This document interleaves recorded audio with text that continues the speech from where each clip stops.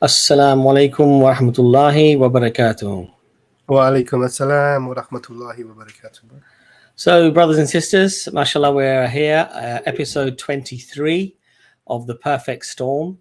And for some of you who don't know the format, The Perfect Storm is basically when you come and tell us about your belief or what you accept to be true. And then we put the idea through the storm. But don't worry, the storm is more like a storm in a teacup. And there were no lightning strikes or anything more severe than just a nice conversation. So we're very lucky, very fortunate. We already have a guest waiting backstage. Thank you very much. And we will get you on very shortly. Just to remind the brothers and sisters that this is predominantly and solely, actually I should say this is for non-Muslims, because obviously we don't want to put your belief of Islam through the storm. Because we don't need to, as you already believe in Islam. So this is devoted to our non-Muslim friends, our brothers and sisters in humanity, and that will give you priority to come on to the show. So we've got our first guest. I beg your pardon. First guest. I'm sure he's not a ghost. It's Joe. Joe, we're going to get you on next. If you'd like to leave your camera on, you can do. Or if you prefer not to, then you can also switch it off. So let's get Joe on first. Joe, welcome to the stream. Hey, thanks for having me. Can you guys hear me? Yes, we can. Loud and clear, Joe. Awesome. So, Joe, just tell us a little bit about yourself in terms of where you're from and what do you believe? Yeah, so I live in the United States, Indiana, and then I believe, I would say, in biblical Christianity. So I believe the Bible and its claims about God, reality, the afterlife. That's pretty much it in the most simple terms, at least. Sure. Well, that's very, very kind of you for coming on, Joe. It's always nice to have a new face. I don't believe we've seen you before. Mm-hmm. So thank you for coming on. And Dr. Imran, I'd like you to start the conversation with Joe, inshallah. Sure. Welcome, Joe. Thanks for coming on. Thanks for having me. You've given us a sort of, you said biblical Christianity, interesting terminology there. So tell us what you mean by that and what's brought you to your conclusions. Yeah, so what I mean by biblical Christianity is, I guess there is, as you are aware, I'm sure, a lot of different branches of Christianity, maybe, Protestants, Catholics, there's different churches, denominations, things like that.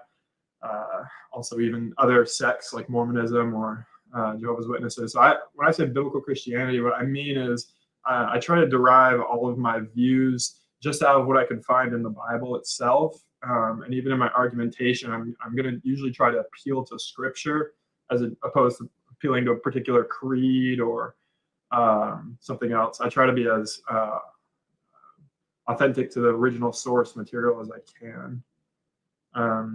And then as far as kind of what that entails, I think, and feel free to interject at any point, I think what that means is a few things. Number one, it means that obviously I believe Jesus is God. That is a view that almost all Christians have. I think it's probably the fundamental view you have to be Christian is to believe that Jesus is God. And I believe that the Bible makes that case. I'm not going to ever go to any sort of Christian creed or doctrine outside of the Bible in order to make that case. So aside from believing that Jesus is God, are you Trinitarian then? Yeah, and so Trinitarian, so far I've had conversations with Muslims before. I've even lived with Muslims for a time, really have a lot of respect for the Muslim people. But I think the word Trinitarian often gets complicated because there are assumptions kind of built into that from different sides. So I try to, I'm not saying I don't believe in a plurality of God, but I try to stick with Bible terms. You'll never find the word Trinity, for example, in the Bible. Well, you will if you use one of the old KJVs, but we know that verse was added in by a monk a couple 1,500 years ago. We even know what monk added it. So you'll never find the term Trinity in the Bible. I think that can be confusing for people who are saying, wait, why is Trinity so important if you don't even find that concept anywhere in the Scripture? Sure, and I appreciate that. So maybe the term is not found, but do you believe that one God in three persons, or you don't believe that? So just so I know where you're coming from. Yeah, I'd say one God in three persons. Yeah, I'd say I'd affirm that. And who are those three persons? So yeah, just what you'd expect to hear: God the Father, Jesus Christ, the Holy Spirit. And you think this is, and you believe this is biblically taught? Yeah. Yes. Okay. And what is your mechanism of salvation for you then? So salvation biblically is by faith. The good verse that people usually use as salvation is by grace through faith, not of works, lest any man should boast. That's a verse Paul uses, but I think you'll find the theme of salvation through faith to be in the Old Testament. Also, it's kind of the, in my opinion, the difference between biblical Christianity and any other religion is salvation by faith as opposed to salvation by works.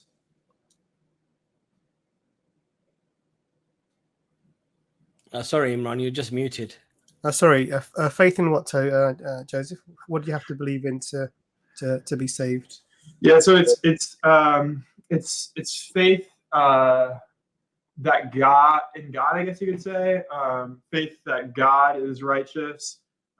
It's the faith that God is a justifier, that He is the one who justifies us, as opposed to us justifying ourselves before God. So a good example of this would be, I don't believe that my good works, whatever they might be, whether in your worldview, whether that's my praying or my giving alms or anything like that, can ever gain me entrance into the kingdom. It's only or in a different conception, my keeping of the 10 Commandments or any other thing. It's only by my faith in God that am I saved, not anything good I could do.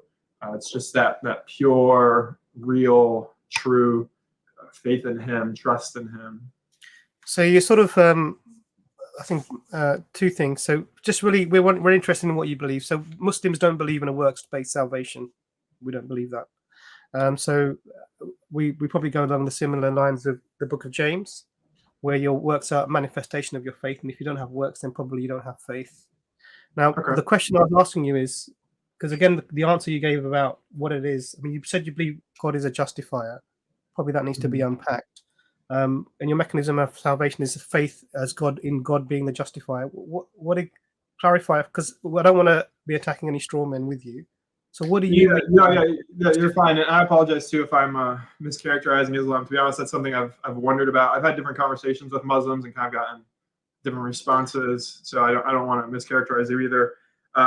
So what I mean is that nothing I can do in my own ability would ever make me right before God. People, I think even the idea of faith, I think sometimes people think, oh, faith, that's something you're doing, right? You're choosing to believe. Biblically, I don't currently at least believe that to be the case. The Bible even suggests that faith itself, like that verse I mentioned, you're saved by grace through faith, and this is not of yourself. The grace and the faith are even something that God gives you. It's a gift from God. So that's why I can say God saves me. He justifies me. He's the one who makes me right before Him. I was wrong before Him. I was a sinner before Him. But He chose in His grace and His abundant mercy to not give me the hell I deserve, but actually to save me and purify me, all of His own goodwill. Nothing I did ever earned or deserved to that. So just so that because you've just really done the same thing. You're already answering my question. Maybe I'll need to rephrase my question. So in Islam, there's a statement from the Prophet, peace be upon him, where he says that rejoice because your deeds will not take you to paradise. And the people around the Prophet asked him, "Well, not even you, Messenger of Allah?" And he said, "Not even me, unless God's grace or God's mercy covers you." So we don't believe in a works-based salvation. Okay. But the question that I was asking you is really specifically is, you said you have faith, and you have faith in God is a justifier. What do you mean by that? What is it that? How do you mean God is a justifier? And I think what I'm trying to get to is I think I follow. Oh, sorry. Go ahead. How do you right yourself with God? What's your mechanism of salvation? Faith in what exactly is it? Yeah, so faith that that God will it's a faith that God will justify me despite my evil. So the best way to describe this is with Jesus on the cross. So Jesus He the way the Christian story goes is he dies on the cross for the forgiveness of sin. Christians believe, and the Bible teaches, that all humans are fallen creatures, and we've all turned away from God. We've all been in rebellion ever since the garden in the very beginning in Genesis. So ever since the garden, we've been in rebellion. And there's really no way to fix that. We have become enemies of God. God is not on our side, but he's actually opposed to us. And it's because of our sin, and we deserve it. And so the idea is that the only way that can ever be overcome is that of God, despite our wickedness, chooses to find a way to kind of make us right, finds a way to put us back in right relationship with him.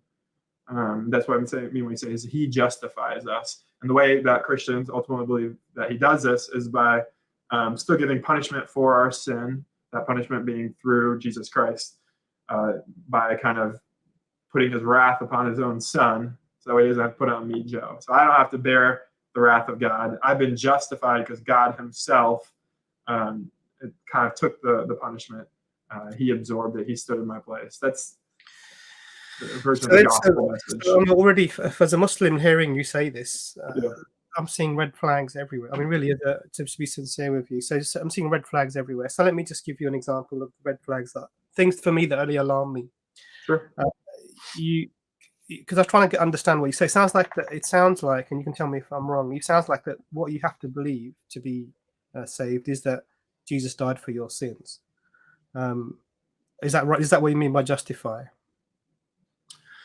Yes, but it's a belief, kind of like you said when you referenced James. It's a belief, not just any belief, but a belief that results in genuine life change also. Yeah, sure. That's the kind of belief we're talking about. That's what you'll see Jesus talk about repentance a lot. It's like the two sides of one coin. Sure, no, I understand. So Okay. the point here is, though, if Jesus didn't die on the cross for your sins, you're not saved, right? Correct. Yeah. Okay. So this is what you're talking about, justify. That's what you mean by that. Your justification is that someone paid the price, right? Right. Exactly. Yeah. God himself dealt with your sin. He found a way to make things right. So this is and then you mentioned sort of the Garden of Eden and the fall, and you mentioned becoming enemies of God, God being opposed to you. And then there's no way for you to get around this. God, Adam and Eve sin. Human beings have a congenital defect upon their soul, however you want to phrase that. They have this now inherited guilt, or it may be. Yeah, I'm sure you've heard the term original sin. Yeah, that's like the theological term. Basically, you're stained. You've been dipped in the bad guy powder, and you're not getting out of it. There's no way to escape it. That's a huge red flag for me, because God created us, right? And God created us as He wanted us to be. Or you don't agree with that? No, I agree with that. Yeah, the Bible teaches that before man sinned, there wasn't sin. Yeah. Because you have to sin for there to be sin, right? That's just straightforward, right? But the point here is that if doing good doesn't make you, you're not dipped in good man powder, then why is it that when you sin, you're dipped in bad man powder? What's that all about? Right. So, can you rephrase that? I'm sorry, I don't know. Maybe because one of the biggest things is this change in nature of man. Yeah. So I mean, there's many. I'm just going to start with right at the beginning. One of the things is this change in nature of man, and the way you put it was interesting. You said, once you're dipped in the bad guy powder, you have. So the question is, well, if it's that really, this we're referring to is a moral choice that was made by Adam and Eve. We both agree they made a choice, and they made the wrong choice in eating of the fruit. Right? We agree with that. Yeah. In the narrative the Christians hold, that this is now the equivalent of being dipped in the bad guy powder, and now everyone else is has the stain of this bad guy powder. Sure. So the question I'm asking you, why wasn't it then when the choice initially was made, or when they were making maybe many times before eating from the fruit of the good choice, the moral choice, that they weren't dipped in the good guy powder, and so we all have this good guy You know, Yeah, how so the if I can masculine- rephrase, why is it that Adam and Eve chose to sin rather than to not No, sin? not at all. So I'm Okay, talking no. about the change in nature. If sinning changes your nature, which is a moral choice, the sin was a moral choice. Why Right. doesn't doing good, which they would have done until that point? Yeah, so didn't. I would Why does probably that- step why back. does that make I you- wouldn't say they changed their nature. I would say that the choice was reflective of who they were, I guess, what their nature was, maybe. Because and the reason I'd say that is because, you know, for example, if I right now go outside, you know, I'm a free man. I don't live in prison. But if I go and kill somebody, suddenly I have a stigma on me, right? Suddenly now I deserve prison. I'm either a fugitive or eventually I'll be in prison. It's kind of more of a similar thing like that. I made a choice. And, yeah, go ahead. I get that, Joseph. But that's you, right? I'm Right. not going to take your grandchild and put them in prison for what you've done, right? Yeah, God seems to operate we through would a say different. that. Sure, we would say that's unjust. Yeah, because your son didn't, or your grandson didn't do anything. Because and this is coming down to really the fundamentals. Because really, what I'm interested in is that because the idea we have of Christianity talks about God is love and this loving being, and we're sort of given this sort of narrative. And let's just welcome Brother Ijaz to the. Assalamu alaikum, Ijaz. Assalamu alaikum, Ijaz. Right on time as usual. So. Alhamdulillah. I think health issues, health reasons, that's excusable. It's not a problem. Alhamdulillah. Alhamdulillah. You mean fat reasons? Look at me. I took one walk and look how late I turned up to other events. No, but 2 days late. There was obviously reasons. So alhamdulillah. I know you don't want to say, but mashallah, it's a valid reason. Alhamdulillah. May Allah reward you. And Ameen. So we're just talking about Joseph, about his worldview. And Joseph, I'm paraphrasing you, Joseph, so tell me if I'm saying he describes himself as a biblical Christian who believes. I just want to quickly clarify one thing. I'm smiling, Joe, not because of you at all, but there was a comment that unfortunately I can't get out of my mind. I know it's a bit childish, but I'm going to put it up anyway. But that was the comment that that sort of made me laugh a little bit, made me chuckle a little bit. So I'm being a bit childish. Sorry, everybody. But I'm sure Abraham Ghaffar, you didn't mean that. But anyway, sorry. Imran, continue with your. So Joseph describes himself as a biblical Christian. He believes in the Trinity as classically understood. He believes he derives all of his beliefs from the Bible and doesn't refer to creeds. And we were just talking about got him to clarify that his background, what he believes, and we're currently talking about the fall of Adam and Eve. The mechanism of salvation is believing that Jesus died for your sins. Is what justifies you with God. Is that correct, Joseph? Yeah, that's pretty good. So the question, the conversation that I was having with Joe was about the change in nature of man at the fall. So what he said was actually that he doesn't believe that their nature changed, but he believes that sort of it just showed who they were. Is that right, Joseph? Yeah, and to be honest, I haven't ever thought of it in those terms, but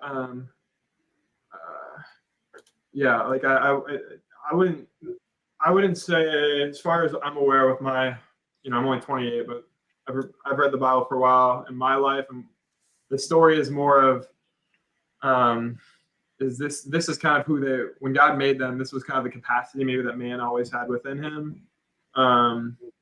And I think that even the idea of it passing down, you said, well, we're why should we be guilty for the sins of our fathers? If I murder someone, should my son be guilty of that? The problem is that every human who ever comes along has that same capacity.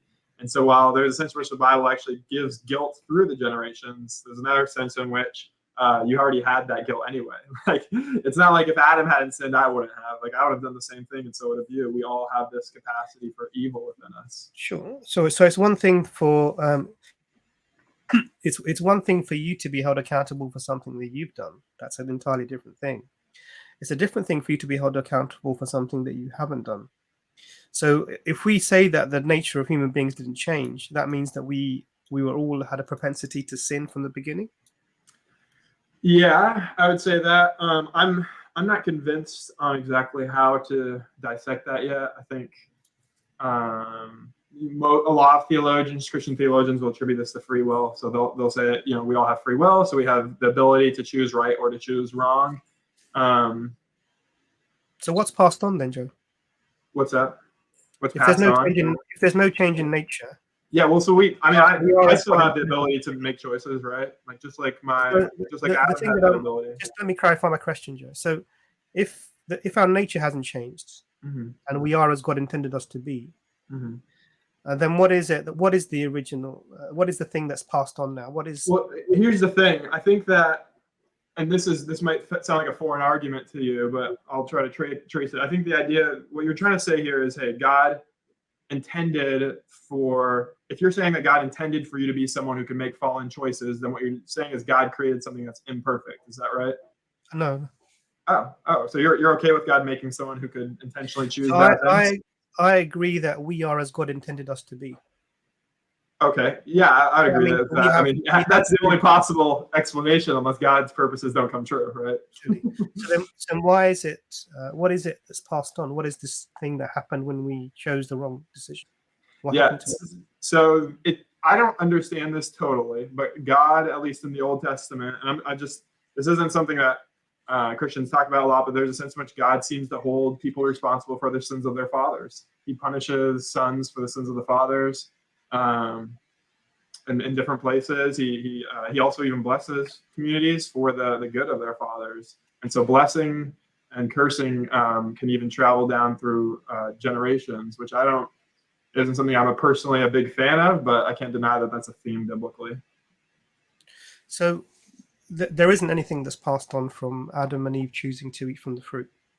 No, there is, because Adam sinned and he's your forefather. You hold some guilt. In that you are guilty, you're human, and all of humanity by their sinful choice has received the consequences of Adam's sin. What is it that we're being held responsible for? For what your father did. And do you think that that's just? If God says it's just, then it's just. Really, is that the position you're going to hold? Yeah. That is part of the position I hold. Yeah, I defend a view that morality is primarily based on God's decisions. So God gets to decide what's right and wrong. I think that you can make an argument that flows typically out of his character, which I would say is the same thing. God's not going to say anything that's out of his character. He'll only speak from his character. But just because we think that something is wrong, for example, we might, in a modern sensibility or a Western or even an Islamic sensibility, say it doesn't seem fair to hold the son responsible for the father. That doesn't mean that it is unfair. That's just our opinion. God might have a different one. So, because I find that quite interesting. I'll come to your, we'll probably come to the morality aspect of things later. But sure, if I were to, if it was considered to be reasonable and just to hold on to hold children accountable for what their grandparents have done, for example. Mm-hmm. Why is human being as a ubiquitous whole who get their morality from God, in the sense that morality exists only because God exists? How is it that we're missing this? Why are we not holding generations accountable for what the Father has done? Yeah, maybe we should rethink that.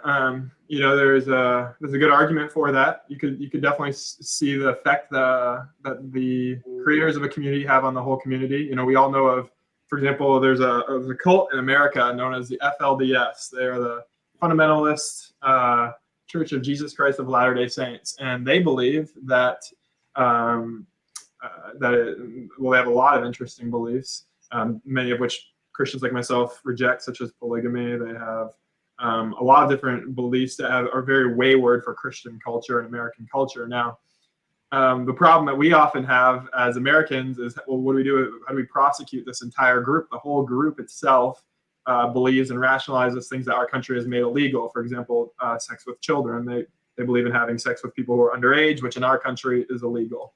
It's not easy to untangle the members of these group one from another. There's an effect that is made on the parents and the children. You know this yourself if you have children, that your children's beliefs are intimately tied with your own.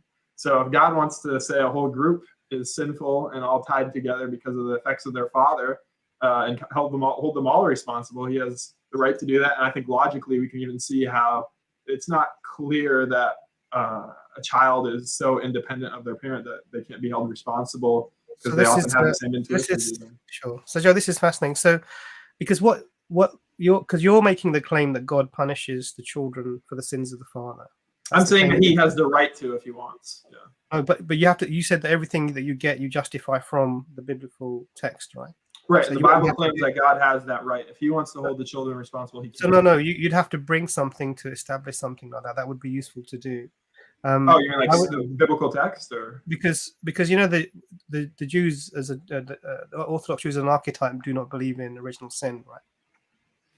You're aware of that? Yeah. If you want like Bible verses that say that God has wants to punish the children for the sins of the fathers, I can provide that. I mean, so let me give you something interesting. Yeah. Have you read you got Ezekiel 18? Have you got that chapter of Ezekiel? Have you read it before? I have. I can pull it up though. I don't know it. Actually, let's see. Ezekiel 18. I might be familiar. So why don't you read that chapter? Yeah, I'm familiar with this. It says that it basically makes the case that in this passage, God does not have to hold the sons guilty for the parents. But can I? Well, it doesn't say that. Counter scripture. Don't paraphrase it, Joe. Read what it says. Well, I mean, I don't need to read what it says. I'm familiar with the passage. I saw it. Yeah, you're right. I think this is a good example of a time where God declares that you don't have to hold the parent responsible for the children. But Joe, it doesn't say you don't have to. Okay, so then what do you? It is what you're putting in there. Yeah. Look, I'll be honest. We can talk more about this if you want. This to me though isn't fundamental to maybe it's fundamental to you on why Christianity is false, but it's not to me. It's not fundamental on why I'm a Christian. So if you want to spend our whole time going through this, I'm not an expert on this topic. I can't really give you great arguments for it. It's interesting because we're talking about fundamentals. So there are many things. I said there's many red flags. So what I'll do is I'll list the flags for you. You can tell me so far. So one is the first flag is this whole narrative in the Garden of Eden, because the claim is that God is loving, and the term Father is used for God. Throughout the Bible we see this. Yeah. Mm-hmm. Yeah. And then you have an event where Adam and Eve, who are as God intended them to be, used the moral choice that God gave them, and they are not only condemned and punished for that, but actually they're sent down to the earth as a punishment, and the woman is going to bear pain in childbirth for time immemorial now, and a man will toil in the earth. This is a punishment, and all the children who are born will now be held guilty for something that they didn't do themselves, but they'll be held accountable for this. So that's a fundamental. So the nature of God, the nature of man, and how God interacts with him. This is fundamentally this is a red flag. Yeah, well, fundamentally though, this is the difference between biblical Christianity and a lot of views and people I've interacted with is God doesn't have to do what we think is right. No. No. Let me stop. No, can I interject now? You said something. Here's my response. I was going to list some this things. Is often... Okay, well, what's your point then, I guess? What's your conclusion? I had a list. So I know that you're going to say that whatever God does is fine. So if God told you to sort of kill a 2-year-old, you'd be happy doing that because you believe God told you to do that. No. If God actually told me to do it, then I would be doing it. Yeah, that's exactly what I said. So not if I believe he told me. Yeah. If he actually told me. Yeah. If you believed he actually told you. No, if he told me, not if I believed it. Is the difference. Is there a difference? Yeah, if I believe something happened and I do it, that doesn't mean it's right. Do you believe if I believe it's right to kill myself, that doesn't right. It's if it actually happened. No. But how would you know God is talking to you? You'd have to believe it, right? Well, I don't personally believe God talks to people today. That's not my. Okay, no worries. Okay, so at least I want to use that as evidence for any sort of action like killing someone. Sure. So that's one thing that's an issue. That is an issue. This fall of man and holding everyone accountable for that. Okay. The second thing that because we're talking about a loving, caring God who then sends to mankind. Again, I guess you're saying that it's an issue that God would hold everyone accountable. It's not an issue if God says that's how it works. We'll come to that. We'll come to because this is the whole thing. You're a biblical Christian, so you don't have to produce something for that. But I'm going to list the things for you, then we can have the further discussion. Okay. The second thing then is what happens then is that when man is on earth, there's nothing they can do. There's no way to reconcile yourself, right? Correct. Yeah. But what does God do? He sends prophets after prophets after prophets after prophets, telling them that if you want to reconcile yourself with God, these are the commandments you have to follow. These are the prophets you have to follow. You do these things. Repent to me. Hosea 6:6. Repentance. All of these things that are given for thousands of years, millennia. Yeah. But that's not the answer, right? Ultimately, no. Okay, so first problem we have is that we have this change, a non-change in the nature of man that now everyone is held accountable for, and a cutting off from God. God is, as you put it, what is the enemy? He's opposed to us. Yeah, we become the enemy of God. He's opposed to us, and then God is sending for millennia, thousands and thousands of years, the wrong message, the thing that isn't going to save you, following prophets and praying and repenting, all these things, that's not going to help you. And then the solution is found, right? What is the solution? The solution is that God himself has to come down in the form of a human being, because why? God needs a price, right? He needs the price to be paid. Yeah, that's pretty much, yeah, sure. Yeah.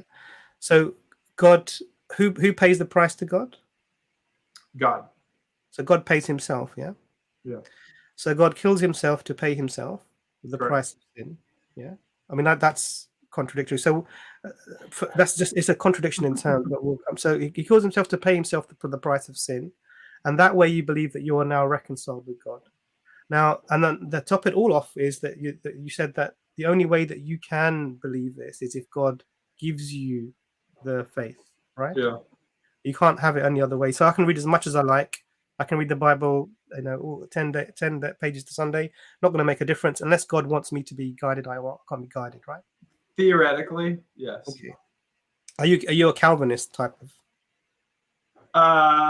So again, I don't like a lot of titles. I believe some people will associate the belief in God being saving you with Calvinism. It's maybe the term they like. I don't know that I affirm everything that Calvin taught, though. Okay, but you believe that unless God chooses you, you can't become. Absolutely, yeah, for sure. Yeah. So all of these are problems for me. Now, the whole point with the crucifixion is that there is no forgiveness in that interaction. No forgiveness. What do you mean? Who did the sin? Who sinned? You sinned. Yeah. Who's paying the price? God. Is that just? No, it's really nice though. But it's not just, right? We agree. It depends on what you mean by just. It depends on. Let me phrase it another way. Let me phrase it another way. I'd say yes, it's just. If you want a plain answer, yes. Is it always just to kill? Is it ever just to kill an innocent man? No. Okay. Was Jesus an innocent man? Yeah. Did God kill him? Didn't God send him to be killed? Yeah, but who killed him? So who killed God? You tell me.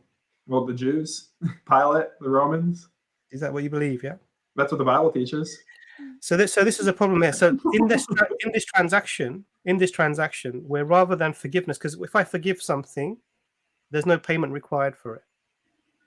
If I've been paid for something, I've been paid, that there is no forgiveness given. So, for example, if Abbas owes me some money, and I say, "Look, Abbas, I've got no money, I can't pay you," but Ijaz says, "Okay, Abbas, here's the money he owes you." He hasn't forgiven me; he's been paid. If he forgives me, then you don't have to pay him. Ijaz doesn't have to pay him. No one has to pay him. So in the crucifixion itself is a conundrum, and that is that you cannot have forgiveness and payment for the same thing at the same time. Interesting thought. Yeah. So those are my 5 things I'm going to raise. I'm going to let brother Bart or Ijaz can continue. But like for me, these are all red flags from what you've mentioned so far, and I have no over any of these. I have there's nothing satisfying for me in terms of what Christianity teaches. But brother Ijaz, please continue. Well, I'm just a bit curious about a number of things. I don't know the length of time that we have, but perhaps we could just be given a couple of simple questions just to set the stage, if that's okay. Yeah.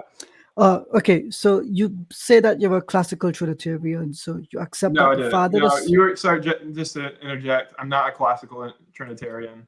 I believe the Bible.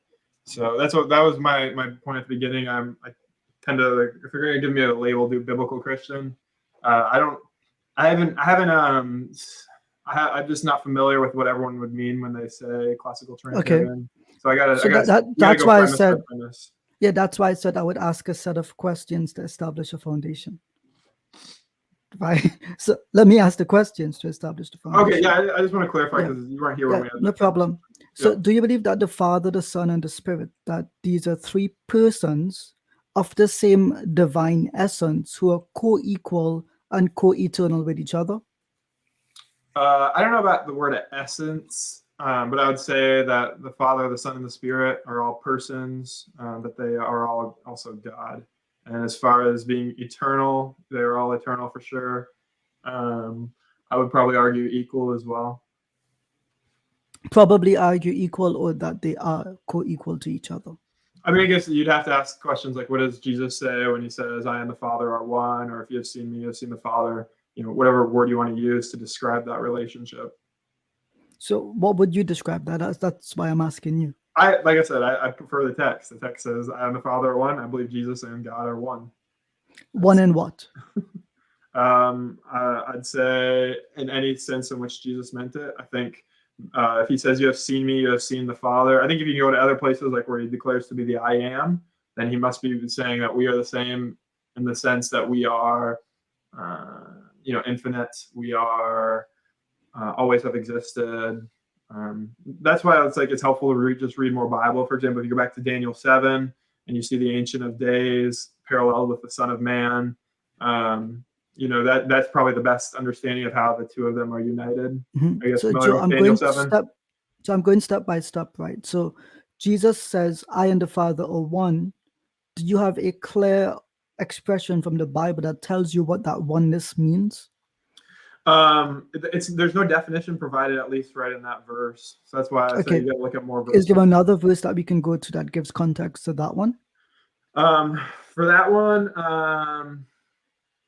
yeah, like I said, you've seen me, you've seen the Father. Okay, but what does that mean then? If you have seen me, you have seen the Father. What does that mean? Well, let's look at the context I was in. Sure. Yeah. In John 14, which is, if there's any passage of the Bible if there's any passage of the Bible that Jesus is making divinity claims, it's probably John 14. Okay. So let's see. Yeah, it says, if you have, he says, I am the way, the truth, and the life. No one comes to the Father except through me. If you know me, you'll know my false Father also. Yeah, verse 6. Mm-hmm. ESV. And I do know him and have seen him. So I would argue that in that case, just based on the surrounding context, that he is saying it in the same way that you can know Jesus, you can know God. So you can know him relationally at the very least. I don't see that in the text. Well, if you look at the second half, it says, from now on, you do know him and have seen him. I mean, it's not as if the disciples, they probably wouldn't have said before that moment that they knew God. If you go to Old Testament context, no one can see him, no one can see her face and live. So that probably been a complicated thing. So at this point, Jesus says, if you have seen me, you've seen the Father. Does that make Jesus the Father? In a sense, yeah, right. In but what then there's sense? also verses that before we go to other verses, I want to cement. So far, what we've done is we've gone from one verse to another, and we're not really getting a plain meaning for any of these. So we started off with I and the Father are one. What that means, we were uncertain. So we went to John 14:6. If you have seen me, you have seen the Father. What does this mean? We're still uncertain here. And now we want to go to another verse. Can you give me at least a verse which concretely establishes who Jesus is in relation to God the Father? Yeah, so that's what I was referencing. There's kind of two ways to go about this, at least for most Christians. I personally, when I have these conversations with people, I say, look, if you want to know if Jesus claims to be God, the best way is to either examine the Son of Man passages or the idea of the I am. I'm guessing you guys are familiar with both of those? Yeah, so you choose the one that you want to go to, and we'll use that idea. Okay. So let's be do careful. the I Yeah. am then. Yeah, so be we very start careful. Exodus. Remember that my statement here is we want a concrete statement that allows us to understand truly who Jesus is. So concrete here means that this is the first statement that gives us a firm foundation, and everything else can come from this and add context, make qualifications, differences. Well, So I'll give an I can example. do that to some degree, but I'm going to be limited by the way the Bible reveals It's written. Jesus' identity. And Right. this So is one of the things. Jesus might not choose to reveal his identity the way you want him to. That doesn't I mean he agree doesn't with that. reveal his identity. And so what But I this can is do the is thing. Yeah. I can argue and I can show you scripturally Jesus's self-disclosure of his identity. We can walk through that, and then you can decide for yourself if that's adequate. So I'm not arguing that Jesus can't choose how to disclose who he is, but the Gospels are meant to be the unveiling of who Christ is according to the perspective of those authors. I don't know how we've ended up zoomed in on Uncle Abbas's face. Very handsome, mashallah. But so this is the difficulty here, right? Yeah. I'm not arguing that Jesus cannot disclose who he is, but in the presentation of the Gospels, the authors chose that unfolding. And when we look at this unfolding, what strikes me as a Muslim, right, as a person who's read the Bible cover let to me do cover. the I am. Can we do the I am passages first? Let me just make my statement so you can understand my perspective. So when you begin to explain, you need to understand who you're explaining the statement to and what I'm looking for to understand, right? For me as a Muslim, and even if you study the philosophy of religion, fundamentally determining who God is, God tells you who he is, what his character is, he expresses that himself. And God can choose to either do this ambiguously or unambiguously. Now, typically in the Hebrew Bible, at least, God is absolutely unambiguous about this. I am the only one. I am. I exist as I am. I will be who I will be. I am the jealous God. You worship anyone other than me, your brother shall be put to death. He makes it specific and definite about who he is. When I go to the Qur'an, Allah says, "Qul huwallahu ahad," say that he, Allah, is absolutely the one. So I have this is concrete for me. There is no ambiguity here. So now when we go to the I am statements, you will end up saying to me that this is not concrete and this is not unambiguous, but there's an ambiguity here, and the fault is not with my understanding, it's with my perception of what I expect the text to say.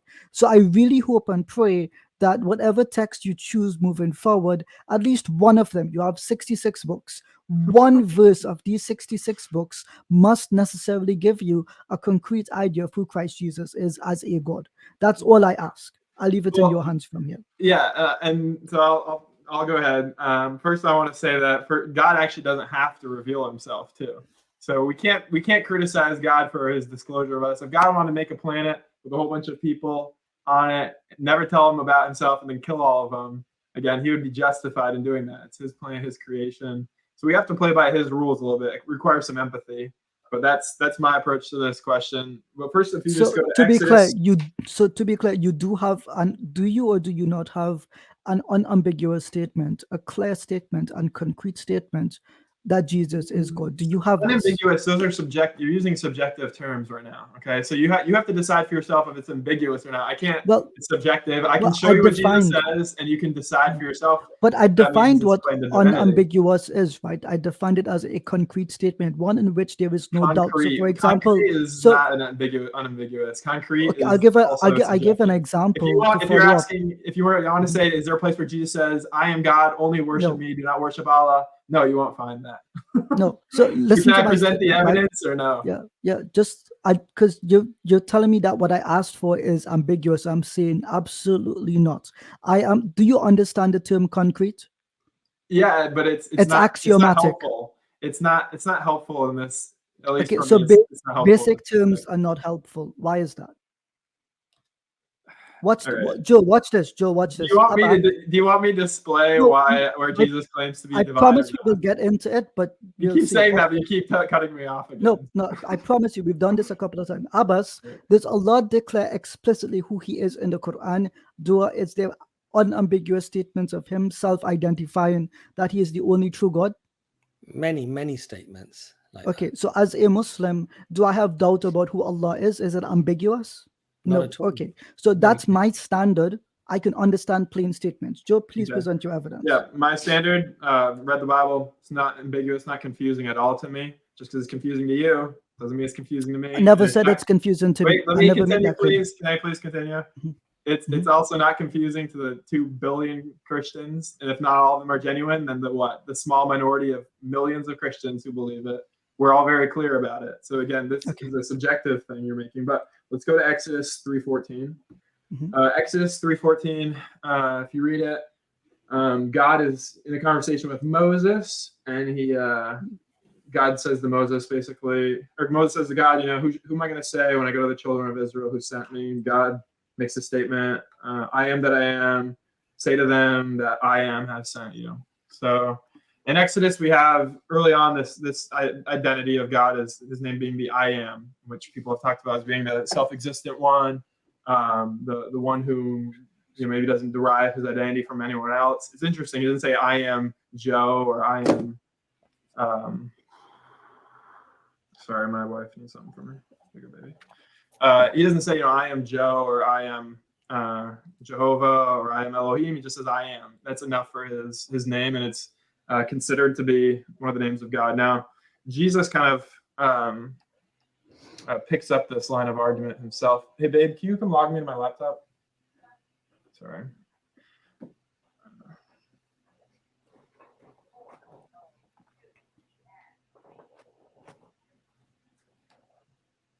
Yeah, I have some notes on this. I get into a lot of conversations on this. You will end up needing those notes. It's easier. I'm sure you guys have discovered to just be like, look, I already wrote about this. Ijaz, you're so close to the Yeti microphone that you've got a red I know mark. what you were going to say. I just moved away. And it looks like somebody's got a hit on you with a laser on your head. So it's scaring me. Don't do that, please. Well, why do you think I appeared on EF Dawah today? Someone said, if you don't turn up, these are the SubhanAllah. Right, Just so, when you finish, I'd like to just come in there, but obviously just continue as you are, because I think that you're formulating an argument.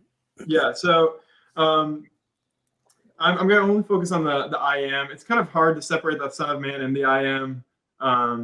Some people also don't like the Book of John, so I don't know if you guys are going to listen to all this and then try to undermine the Book of John. If so, then this makes this all pointless. But anyway, if you go to John 8. There's a passage in there where Jesus is having a conversation with the Jews, and they're basically accusing him of being demon possessed. Okay, or they at least ask him. They're like, are you a Samaritan? You demon possessed? And Jesus answers, no, I don't have a demon. I'm not demon possessed. And then he clarifies. He's like, look, I'm different from you guys because you're. Let me make sure I'm tracking it. He says, he separates them a little bit, but then he says, I know, if I said I don't know God, I'd be a liar like you guys, but I do know him. I keep his word. And he says, your father Abraham even rejoiced that he would see my day. So he says, Abraham, you guys know Abraham, obviously. Abraham rejoiced that he would know and see the day of Christ. He saw it and was glad. And so the Jews naturally say, you're not even 50 years old. How have you seen Abraham? Jesus says, truly, truly, before Abraham was, I am. And then they actually pick up stones to stone him. So in that little passage there, we can see that Jesus is doing something interesting. Number one, he's saying that he met Abraham. So as a 33-year-old man, or whatever age you want to put him at exactly, he's saying he's already met Abraham.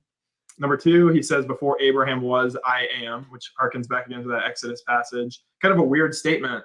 Why would anyone say before Abraham was, I am? Unless they were, one, complaining divinity, or two, specifically going back to Exodus 3:14, which I think is obviously what he was doing, because then the Jews decided to stone him and kill him. And if you look in, and you might say, well, why were they trying to stone him? Why were they trying to kill him for claiming to be the I am? Just because you can say that Jesus was using Exodus 3:14 doesn't mean that's why the Jews were doing it. Well, the truth is the Jews often try to stone Jesus for claiming to be God. That's what they do throughout the New Testament. If you go down to John 10, just 2 chapters later, they try to stone him again. And in this case, they say specifically, we're not stoning you for any good works you're doing, but for blasphemy, because you, a mere man, claim to be God. So they again try to stone Jesus. They even admit, this is why we're stoning him. You're claiming to be God again, just like before. When you said, I was the I am, before Abraham was I am, you're claiming to be God. Here you're doing it again. And Jesus' response isn't to say, whoa, no, I'm not claiming to be God. He actually responds like this. He says, is it not written in your law, I said you are gods, plural? If he called them gods to whom the word of God came, and scripture cannot be broken, do you say of him that the Father consecrated and sent into the world that you are blaspheming because I said I am the Son of God? So Jesus' argument is like, look, there's already in your Old Testament, the way I read it, an idea of plurality in the divinity. And so what, you're going to say I'm blaspheming me? What if the Father sent me into the world? I pre-existed before my current life. He sent me into the world. Now you're going to accuse me, God, of blaspheming? How can I blaspheme against myself? So that's at least part of the argument. Are you complete? Yeah, go ahead. Okay, yeah, so you guys will note I didn't interrupt Joe. I allowed him to fulfill his entire argument. To begin with, Shemo chapter 3, verse 14 does not say I am. People who are fundamentally misreading the Bible can't read Hebrew. It says Ehya Asher Ehya, I will be who I will be. It is a term in the perfect tense. People try to reduce it to I am because they don't also read Greek. The Greek is ego eimi ho on. I am the one being, I am the one essence. It is a complete statement. When I go to John chapter 8, verse 58, Jesus neither says ego eimi ho on, nor does he say Ehya Asher Ehya, I will be who I will be. He specifies, he actually cuts the statement in half, ego eimi, I exist. And this is a curious statement. I exist before who? He doesn't claim to be I will be who I will be, nor does he say ego eimi ho on. That would be a statement of divinity. I am the one being. I am the one existent. I am the one self-subsistent entity. That's what on, being, essence means. But Jesus cuts the statement in half, so it removes the divine prerogative that you so far implied. But he says, before Abraham was, I am. But why does he say before Abraham was, I exist? Why does he not say before Adam? Why doesn't he say before the pillars of the world? Why doesn't he say before the foundations of the world? He's not claiming to be pre-existent before all of creation. He's claiming to be existent before Abraham. But in what context? Who is Abraham to the Jews? He is the father of the Jews. This is what they call him, Father Abraham or Father Avram. Why do they call him this? Because he is their religious forefather. He is their spiritual authority. Jews typically describe themselves as one of two things, either the children of Abraham or the children of Moses in terms of their religion. So they say Rev Moshe or Rev Avram. They would use one of the two words, right? So this is the context here. So this is not a claim to divinity in any context. It's a claim, at least, of spiritual authority over the Jews. Any Jew would be able to tell you this. Then you say, but Ijaz, why would the Jews then want to stone him for blasphemy if he did not make a blasphemous statement? Well, at this point, you read John 8 properly. Just a couple of verses earlier, John 8, 44 to 48, he says that the Jews lie like their father, who is Satan. And they do not hear him because they do not hear the words of God themselves, meaning they don't read scripture, nor do they understand it. So when they make a claim of blasphemy, it is a claim of ignorance. And when they claim that someone is being blasphemous, they are lying. What does Jesus say? They lie. What did they claim that Jesus committed blasphemy? That Jesus claimed to be God? According to Jesus, they are lying against him. Therefore, this is not a positive claim. If you insist that what the Jews say is true of Jesus, then you've contradicted Jesus and said, when Jesus says that they are lying, Jesus was wrong. Jesus actually meant that they are telling the truth. You say, well, no, they tried to kill him multiple times. So there must be an element of truth to him and Jesus was wrong. And the answer is no, you don't read the Gospels. Matthew chapter 23, verse 37. Jesus specifies that the ones sent to the Jews, specifically the prophets, the Jews regularly killed them. Now, either it is the case that the Jews considered all those other prophets to be gods, hence they thought that they committed blasphemy and killed all of them, or Jesus, like the rest of the prophets, claimed spiritual authority over the Jews. They did not like that their authority was in question, and therefore they chose to execute anyone which challenged their authority. So fundamentally, the 3 to 4, maybe 7 minutes that you spoke, none of the statements you give said that Jesus claimed to be God, and that you depend on the testimony of the people who Jesus say lie like Satan tells me that you depend on negative evidence for a positive claim. And hence you've not presented something concrete. You've presented something which, to be quite honest with you, is not only poorly argued, but demonstrably false. Thank you. All right. Well, do I get to respond? I don't know how this podcast works. Yeah, that's why I stopped. Oh, okay, cool. So yeah, interesting argument on the Old Testament Hebrew. I'm not an expert in Hebrew or Greek or Aramaic. Not that that matters a lot, but so I can't really speak to that, unfortunately.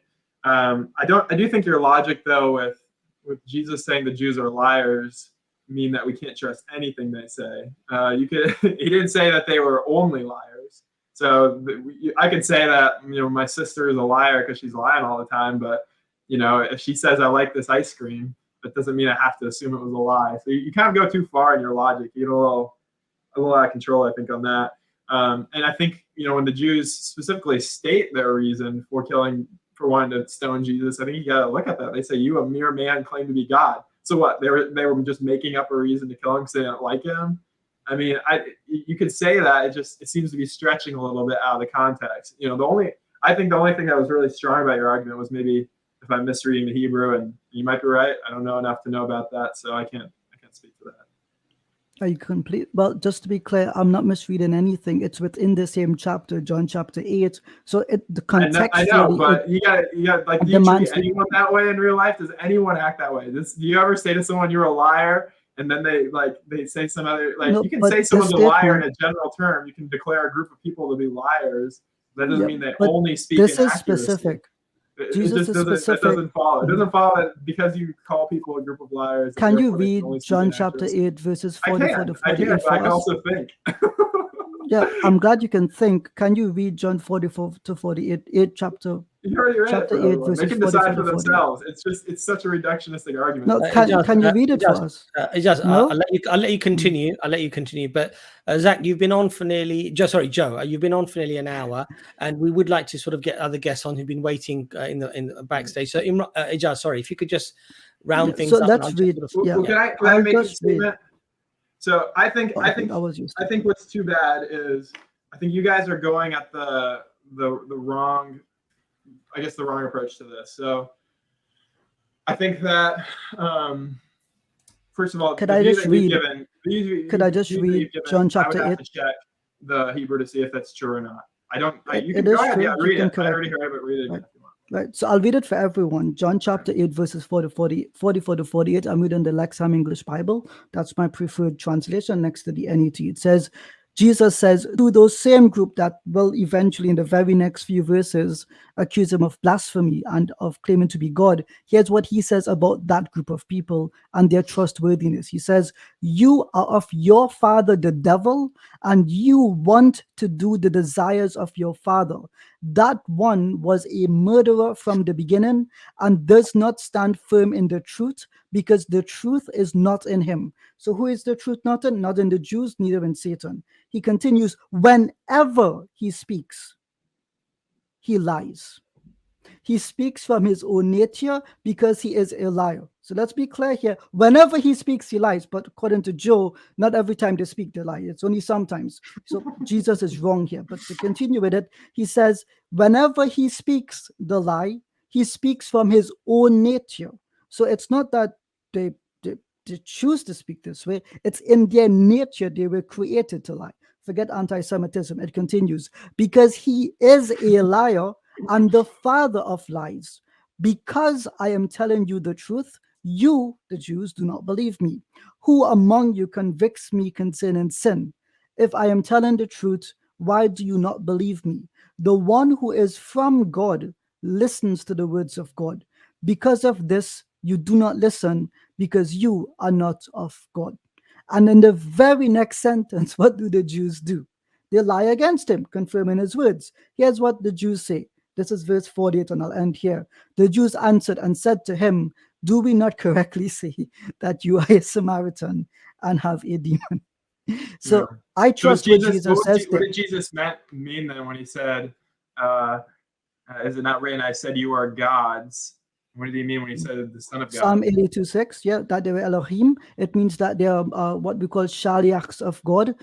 Again, another Hebrew term. Any Jew would be able to recognize this. And because they speak on behalf of God, they are represent of the position of God. Jesus actually confirms this, I think, in Matthew chapter 10, when he says that they sit in the seat of Moses, and thus they judge with righteous impunity from God. So I would rest my case there. Thank you.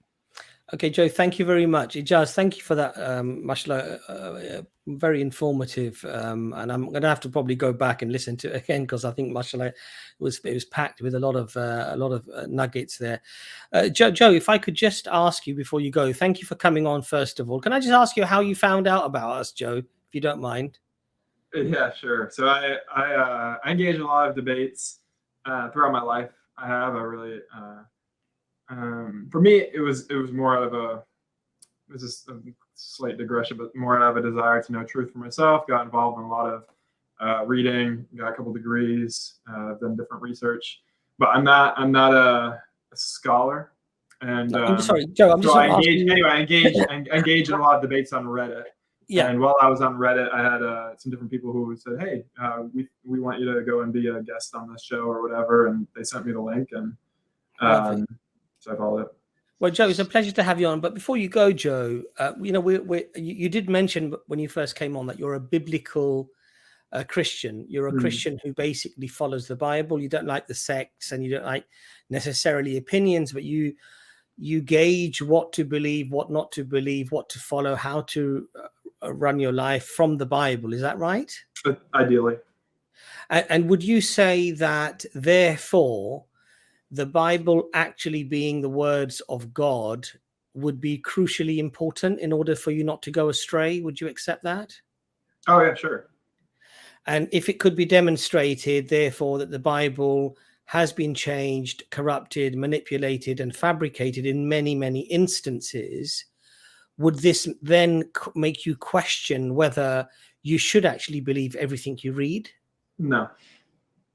So therefore, it's not what the Bible says, but there is something else that affirms your belief. Would that be correct to say? Yes and no. It's kind of a nuanced question.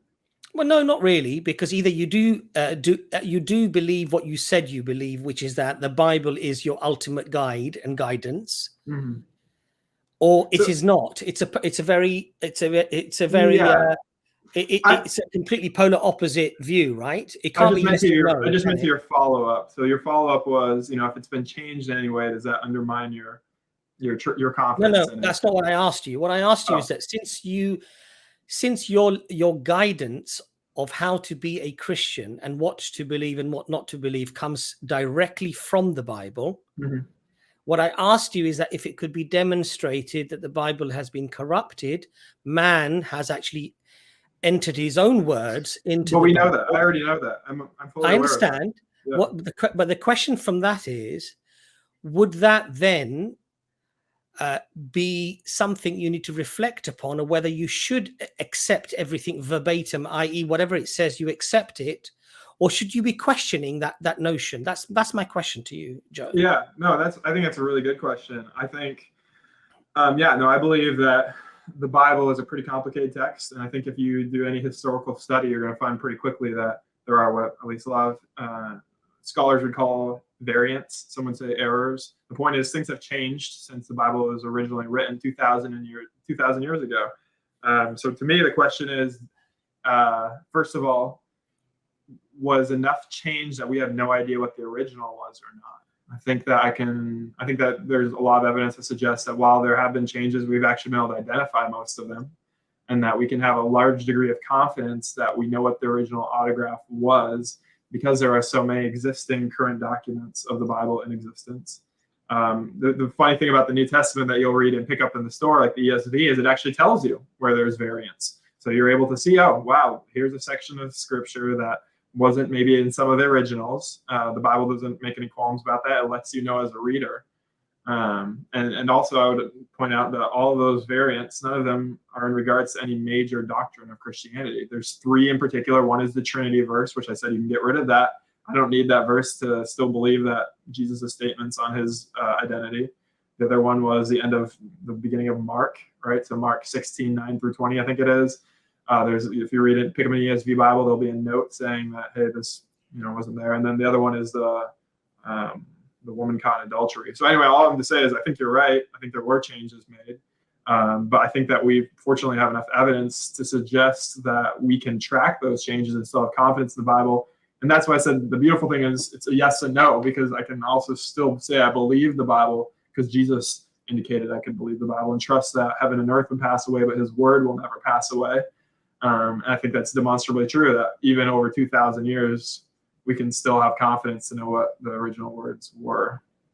Okay, Ijaz, what I'm going to say, Ijaz, before you come on, Ijaz, because before you came on, what the explanation that Brother Joe gave in terms of what type of a Christian he is, he said that he is a biblical Christian, i.e. that his guide is revelation, which is he sees it as the Bible, obviously.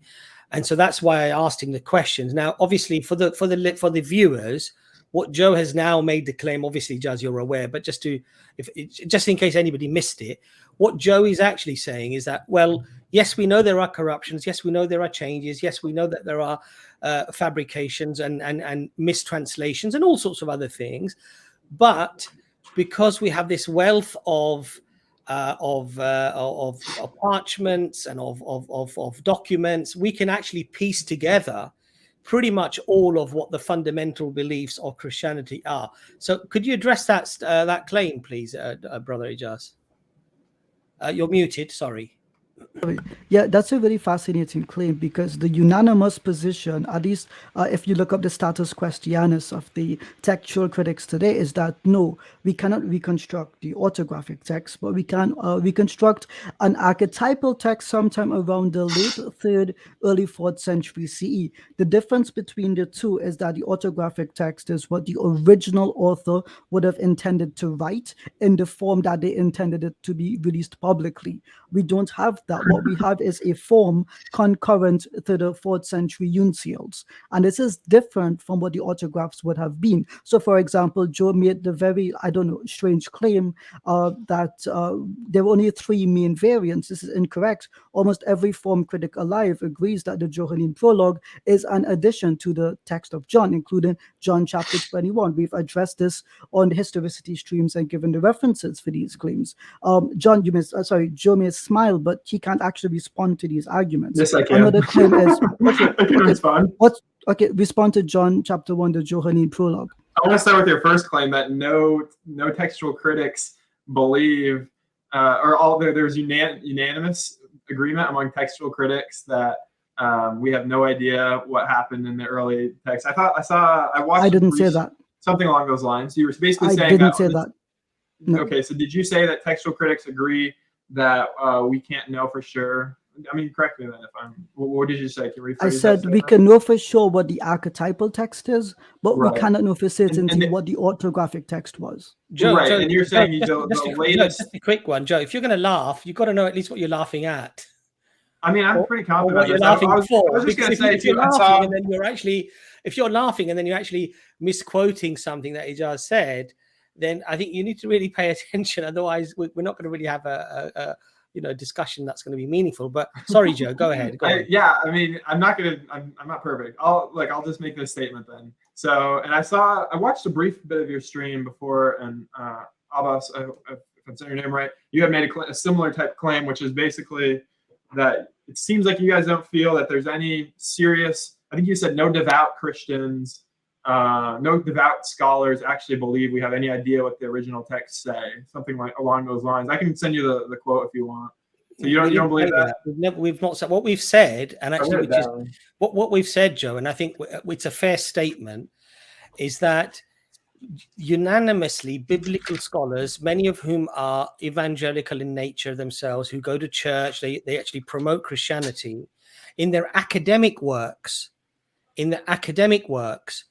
They fairly unanimously agree that we don't know what the words of Jesus were or what the words of God actually are. And they actually accept that there is mass changes within the text. And it's almost impossible almost impossible to know exactly what God or what Jesus actually said. Yeah. So if I could just name one scholar, if I could name one scholar that disagreed with that, would that overthrow that statement?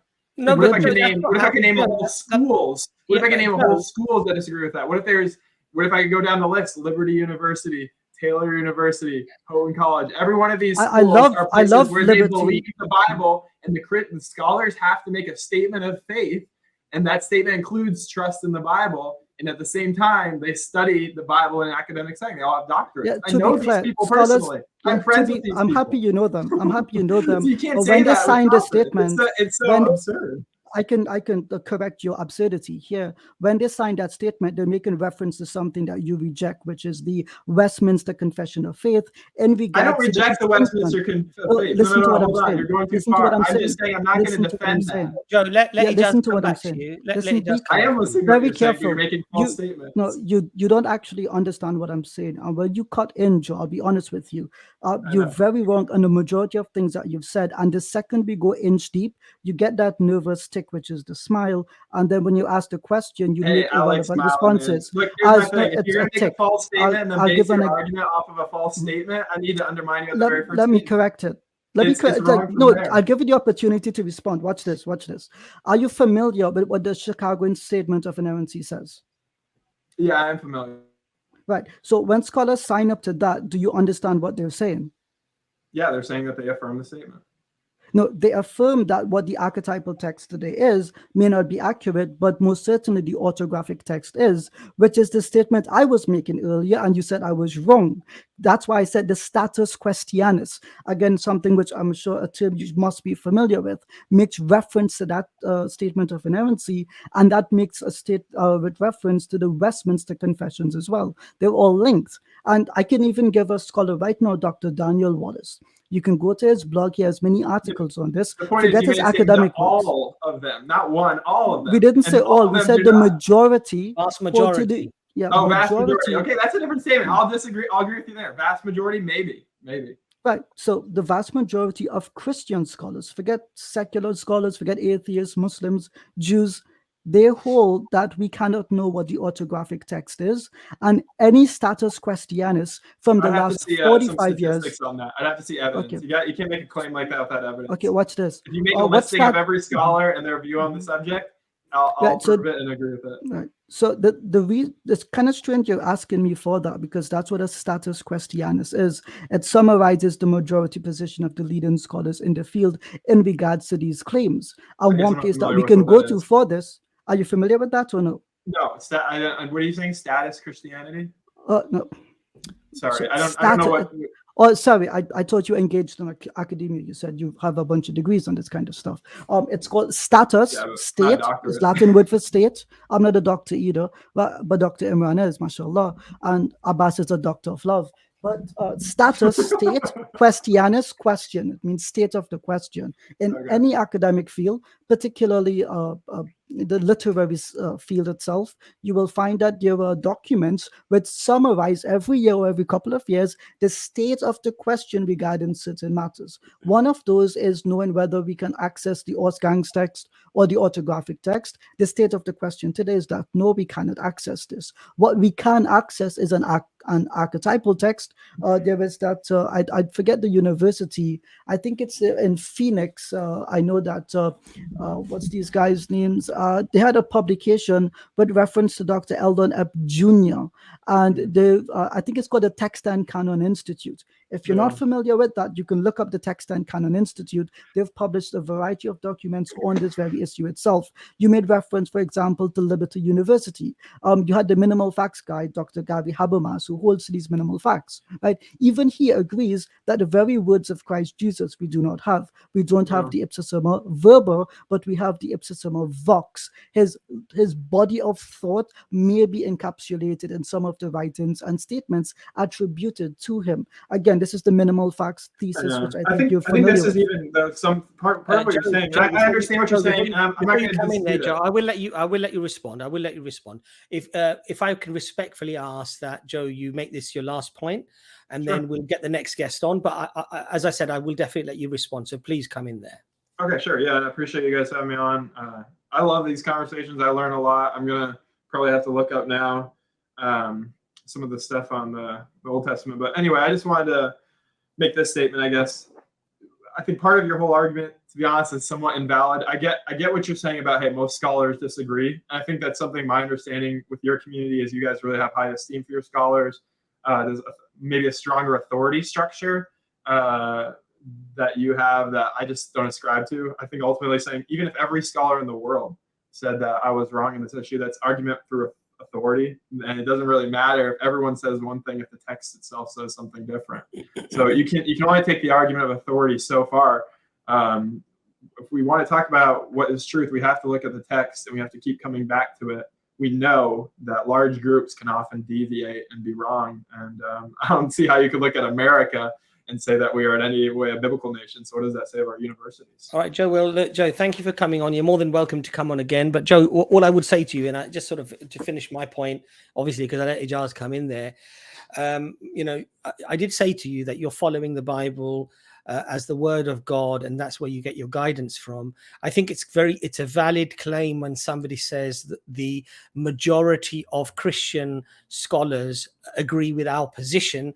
I don't believe that's an unreasonable stance to take. I think it's extremely unreasonable to say all scholars don't agree with you, because all scholars don't agree on anything. So that would not be a valid, I think, a point, really, to be honest. And I think especially when we say that the vast majority of Christian scholars, many of whom, some of whom may consider themselves as conservative Christians, and some of them may consider themselves as, Bible believing and church-going Christians. One would then ask, what would the motivation of those people would be to actually nullify the very scripture that they profess to be believing in and following. And I think that it would be an unreasonable argument to make that they would just do it for other reasons than noble reasons of honesty and just being historians and academics. But I think that was really my point. And I think that point being made, I think one has to then question that when one starts quoting the Bible verbatim, that Jesus said this and Jesus meant that, that I think one can't really make that argument with certainty, as you have tried to present today. I think furthermore, one last point I'd like to make, Joe, and as I say, we'd lovely to have you on again, is that you said you're not an expert on the Hebrew or the Aramaic, and you said it doesn't matter. And I would say, actually, Joe, it does matter, because knowing the language that Jesus spoke and the very words that he spoke actually can transform the meaning of the text, which Ijaz, I think, clearly demonstrated with the statements of I am being very different in the Hebrew or the Greek. So I think it is essential to actually understand the very core language that the revelation was revealed in.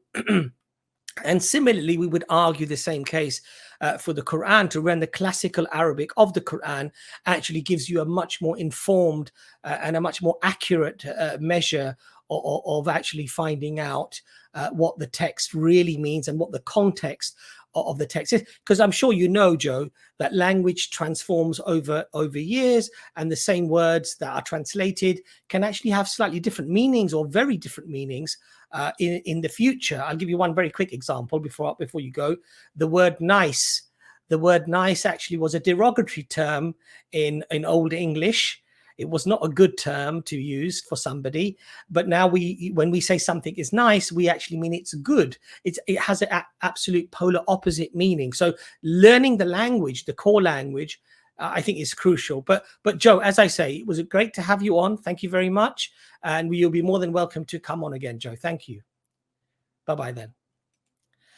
Okay, so that was a nice conversation with Joe.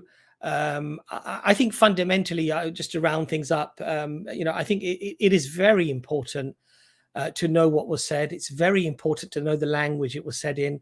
And unless one can confirm those things with great accuracy, I think to then quote it verbatim is not really fair or correct or even academic to do so.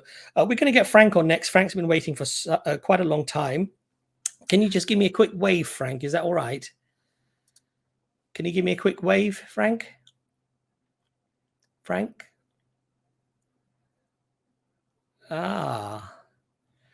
So Frank, before you've come on, we've actually managed to wean you out. So I'm glad I did that, actually. Guys, if you're in the backstage, you need to have your cameras on, and I need to be able to interact with you before you get the opportunity to come on live. Otherwise, you're not going to be allowed to do that. So if you please leave your cameras on. So I have Nathan in the back. Nathan, can you just give me a thumbs up? That's great, Nathan. You're on next. Hi, Nathan. Welcome to the stream. Hi. Hi, how you doing? I'm Do you doing want to fine. just How are you doing? steady your camera there a little bit, because you seem to be a little bit. Right, here we go. So, Yeah. Nathan, you've got your description as agnostic. Is that correct? Yes, that's correct. Right. And did you ever have any religious beliefs previously, or you've never been sort of religious? I've hit my doubts. I'm from Newcastle, so there's quite a diversity of religion here. I mean, I've seen Muslims, I've seen Hinduists, I've seen Christians, I've seen them all, but I know there's a higher power because there's a reason we are on this earth. But I just don't know which religion is the right one. So that's what's confusing. What I'm saying is that, Nathan, did you ever have a religion of any sort? Are you born in a religious family, for example? No, I've been growing up as an atheist. Okay, and can I ask you, if you don't mind, like your parents, are they religious at all? No, they're not religious at all. Okay, so They're quite liberal. They're quite liberal, and Yeah. how would they identify themselves, though? Let's say the reason why I'm asking you, Nathan, is that it's just interesting if, for example, they've come from a Muslim family, but they've actually decided not to follow it, or they come from a Christian family and decided not to follow it, or have they just always been atheists and not had any religion, sort of thing, or have they been agnostics? That's why I'm sort of asking you. They've just always been like not interested in religion at all. Okay. So that's how I've been growing up as well. Sure. So you said you believe in a higher power. You believe in something that's outside of our capability, capacity, something that brought everything into existence. Is that correct? Would that be right? Yes, that's correct. Okay. And have you had a chance at all to look at any religion at all, or what the religion necessarily says about that particular creator that you already seem to accept? I mean, I've been looking at all religions, but I don't know. Like, for example, you have Hinduism and you have like many gods. You have Christianity, you have God, and you have the Son of God, and you have Islam, which I believe is Allah, right? That's correct. And you have Judaism. I've been looking at it, but I mean, they can all be true. So I don't really know. I'd just like to know, how do I know, for example, that Islam is the truth? Okay. So I would say I would let Ijaz start with that, inshallah. Are you okay to start with that, Ijaz, or do you want to have your little sip of drink first? Well, I gotta tell you. Yeah. I gotta tell you this flavor of Coca-Cola, it's called Starlight. Starlight is the flavor. And Abbas, when I drink this, it reminds me of my time with you. It's magical. Alhamdulillah. We spent very little time together, because I think when you came to London, I met you at Speaker's Corner, and then I had to rush off to work. So I remember you went off with a meal for the guys, and I never saw you again, Ijaz. So if that brief encounter, mashallah, left a positive impact on you, then I'm very, very much grateful for that. But Ijaz, so the brother is basically saying that, look, how do we know any religion is true? And in particular, obviously, we're Muslims, so he's asking us, how would we affirm that Islam actually is true and is the religion from God Almighty? So can you talk to the brother in terms of how we might Yes, absolutely. I love conversations like these. I'm not sure if Dr. Imran wants to say something, but yes, assalamu alaikum, guys. I'm just gonna take my leave, inshallah. You guys carry on. Jazakallah for all of your efforts. And Barakallah fi Allah, may Allah give you shifa, inshallah. Brothers and sisters, pray for Dr. Imran, inshallah. Wa alaikum assalam. You know, Dr. Ehrman actually wrote a note to me. He prescribed his love on my heart. So Nathan, you know, it's a fantastic question, and I always say to people, the starting basis for me for analyzing any religion is to agree on the principles before we begin the analysis, right? Because all claims need to be analyzed. Is that reasonable? Yeah, that's quite reasonable. I get that. Right. So I don't a priori, I don't like beforehand accept or reject a religion. I say, let's put all of them on the table. Then I say, do the person I'm speaking with, do you accept the three fundamental laws of logic? So that's the law of identity, the law of non-contradiction, and the law of the excluded middle. Are you familiar with those three laws, Nathan? Not really, but Okay. I mean, I'll just run through them quickly so you can understand where we're going with this, right? So the law of I identity get that. is that this item is this item and it's nothing other than this item, that you are nothing other than you. So when I'm speaking about something, we know I'm not speaking about the bottle next to it. I can't change what this is. This is this thing and it's nothing other than this thing. Can we agree on that? Yes, that's correct. Right. Yep. Then, so that's our basis for identifying anything, right? The second law is the law of non-contradiction, that this cannot exist and not exist at the same time. Either it does exist or it doesn't. Does that make sense? Yes, that makes sense.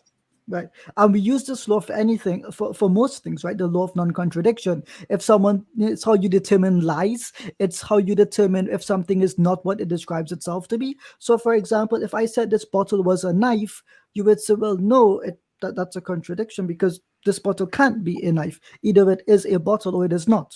Does that make sense? Yeah, it Right. makes And sense. then we have the law of the excluded middle, which is very similar to the law of non-contradiction, but it says either a premise is true or it is false. There is no third option. So as an example here, either this is a piece of paper. Sorry, if I make the claim that this is a piece of paper, that claim could either be true or it could be false. It can't be both at the same time, and there is no third option. Is that agreeable? Yeah, that's agreeable. Okay. So then we say, let's look at all the religions out there. Yes. We already agree that something cannot come from nothing. Do we agree on that first assumption? Yes, definitely. Okay. And then I we agree. also have to agree that whatever, do you believe in chaos? We don't believe that systems can come from chaos, right? Chaos can only beget chaos. If there's a system of anything which exists, then that is ordered and there is structure that speaks to purpose and intent. So if there is true chaos, then there can't be an intelligence behind existence. If there is not true chaos, but rather the perception of it, then that means that there is an entity which is intelligent behind these systems. Does that make sense? Yeah, it makes sense. Yeah. Right, so I'll give an example of this, right? If I pulled out the phone, right, no one can assume that natural forces randomly generated this as it is, right? This seems to be tailor-made to a human hand. It has a screen, so someone wants a thing to be seen. It has words and shapes and letters on it. So whoever created it had intent and purpose behind it. So we make the claim that there is a designer who is intelligent and that everything comes from this something. Do those seem like reasonable assumptions so far? Yeah, Okay. definitely. So now we introduce a question. The question is, if there is two of these designers, I'm not saying God, but just work with me. If there's two of these designers, then one of these designers would be able to undo the actions of the other. Does that make sense? Could If you have two elaborate? powers, Yeah. like say you have two powers, right? One power creates the earth. If there are two of them, the other should be able to uncreate it. Is that correct? Yeah. Right. So then we ask, well, let's look at our experience of reality. When you woke up today, Nathan, you didn't wake up with 5 mothers and a wife, right? You've always had one. You had to have always come from 2 parents. You can't come from 3 or 5. It can only be from 2. Is that correct? Yes. You didn't wake up today and had 5 legs and 6 dogs, right? Like, your experience of reality is that it is consistent. Am I correct here? That's correct. So if there was an alternative power that was co-equal to another great power, then that second power should be able to introduce chaos in your life. They should be able to change the way that you experience reality. But the evidence seems to indicate that there is only one sovereign power in control, because our experience of reality seems to be consistent. Does this seem accurate to you? Yeah. It Okay. seems So logical. Right. So now I say, okay, we've put all the religions on the table. Let's use some of those assumptions now. For the religions that teach in polytheism that there are more than one great power in control of everything, then that can't be true because that would violate the law of non-contradiction. It would violate the law of the excluded middle. It would introduce chaos, and that's not our experience of reality. So we could reasonably sift through and say the vast majority of religions that teach polytheism, they can't be true from that basis in the description of God. Is that reasonable? Yeah. Okay, so now we ask a second question, right? If there is a designer who is intelligent and he's the only sovereign in control, then this sovereign has to have compassion on his creation. Why? Because any being which is intelligent, in degrees of intelligence, they tend to take care of lesser things beneath them. As an example, do you look after plants and animals, Nathan? What do you mean by that? Okay, so this designer or this intelligent being, they will have mercy and compassion on their creation because they chose to create them with intention, right? Yeah. And so this designer must have a purpose or a reason for having created these entities. Would that be Yeah, I reasonable? agree. I definitely agree. Yeah. Right. So then I say, okay, let's look at all the other religions on the earth now. Jazakallah khairan Rum for your donation. But we look at all the religions out there. Do they tell us or do they describe to us a creator or designer who knows why they created humanity? And we don't seem to find this in the vast majority of religions. So we've already sifted through polytheistic religions, and now we're looking at monotheistic religions who only have one power.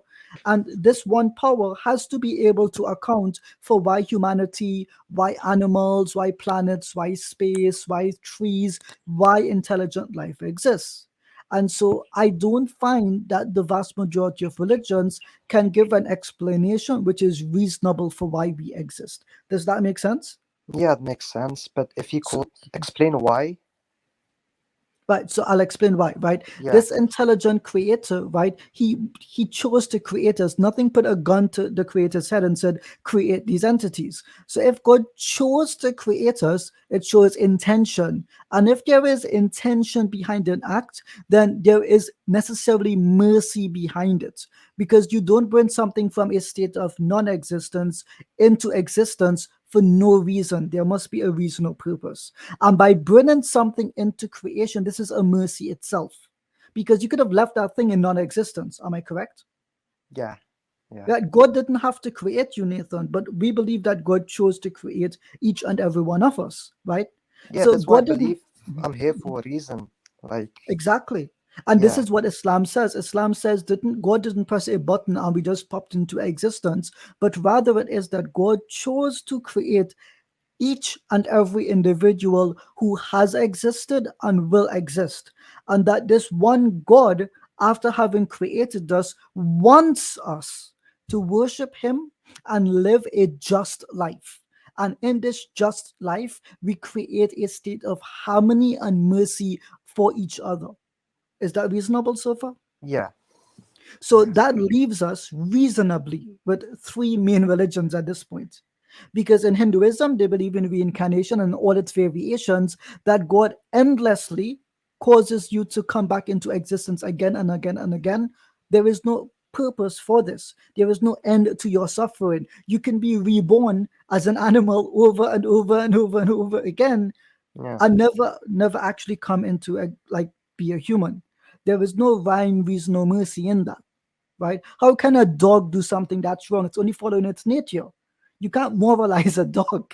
Yeah. Right? No. That's a right. So Yeah. so that's why we've ruled out the vast majority of religions. Either it is that they're polytheistic or they describe God with some qualities that don't make sense, particularly why God chose to create humanity. Or if they do indicate why God chose to create humanity, they don't describe a God of mercy. They describe a God who is apersonal. He has no contact with humanity. He does not seek to guide us or help us. Why would God choose personally to create each and every one of us and not want us to experience merciful and good lives? That does not make sense, Yeah. right? It doesn't. Right. Yeah.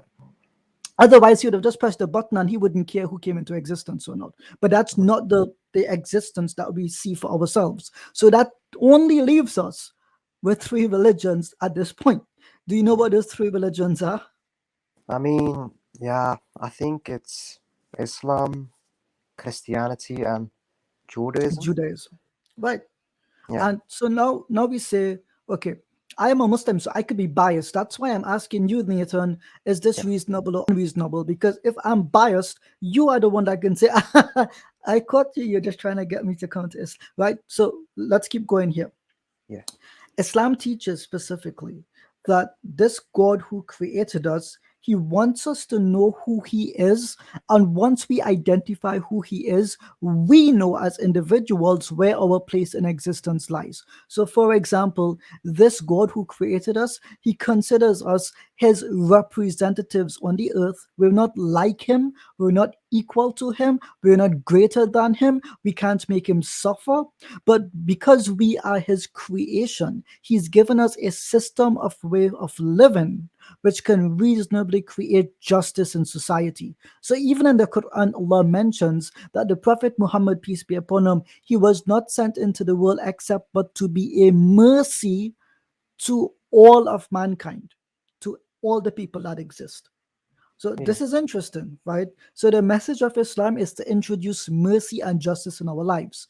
There's even another verse in the Quran that says, even if you hate a people, do not be unjust towards them.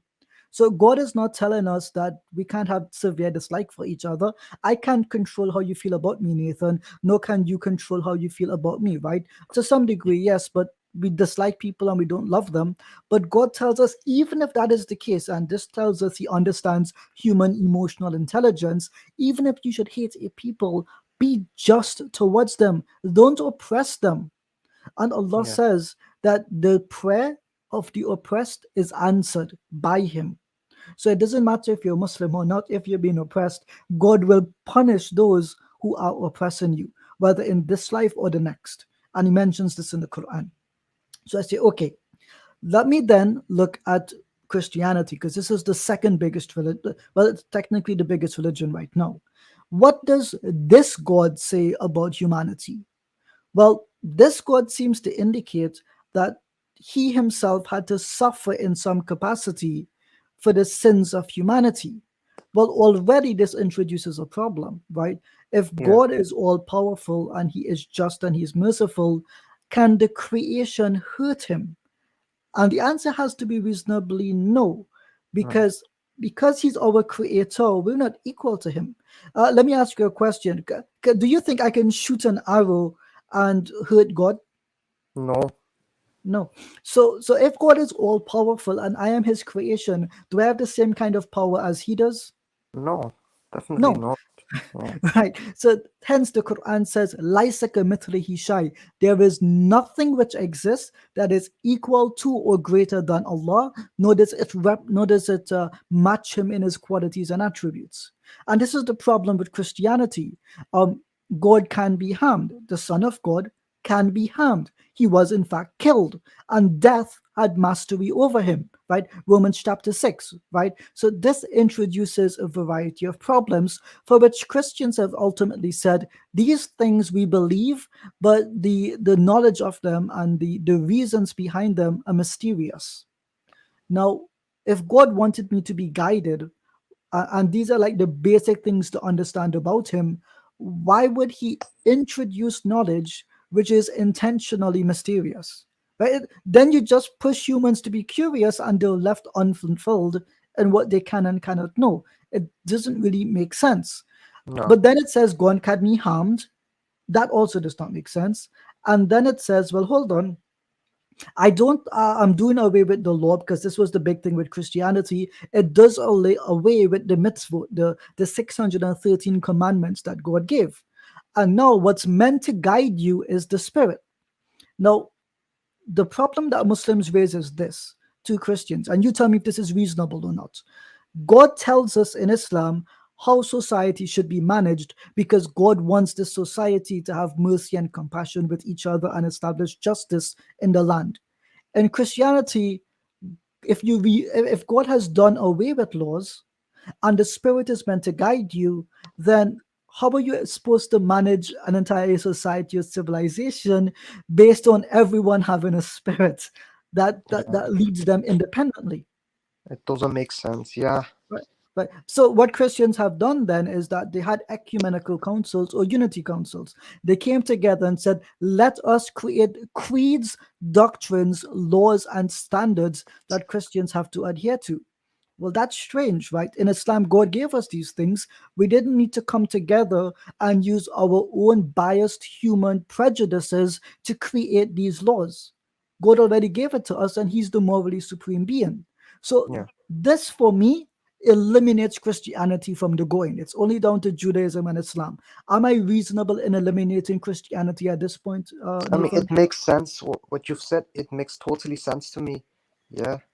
Okay, so now we will have with Judaism and Islam. Jews believe that unless you are a Jew, you should remain a Gentile. So Jews don't go out and knock on your door and they say, yo, Nathan, you want to join Judaism? No Jew has ever done that, right? Yeah. Right? Like, Jews believe something which is unique, right?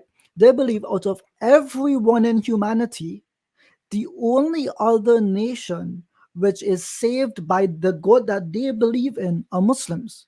So we are considered Hasideh Ba'umos, pious among the nations, because they believe we follow the 7 Noahide laws, the 7 laws of Noah, if you're a practicing and believing Muslim. And the type of God we believe in, the monotheistic God we believe in, is so similar to theirs that we are saved simply by being Muslims. We don't need to convert into Judaism.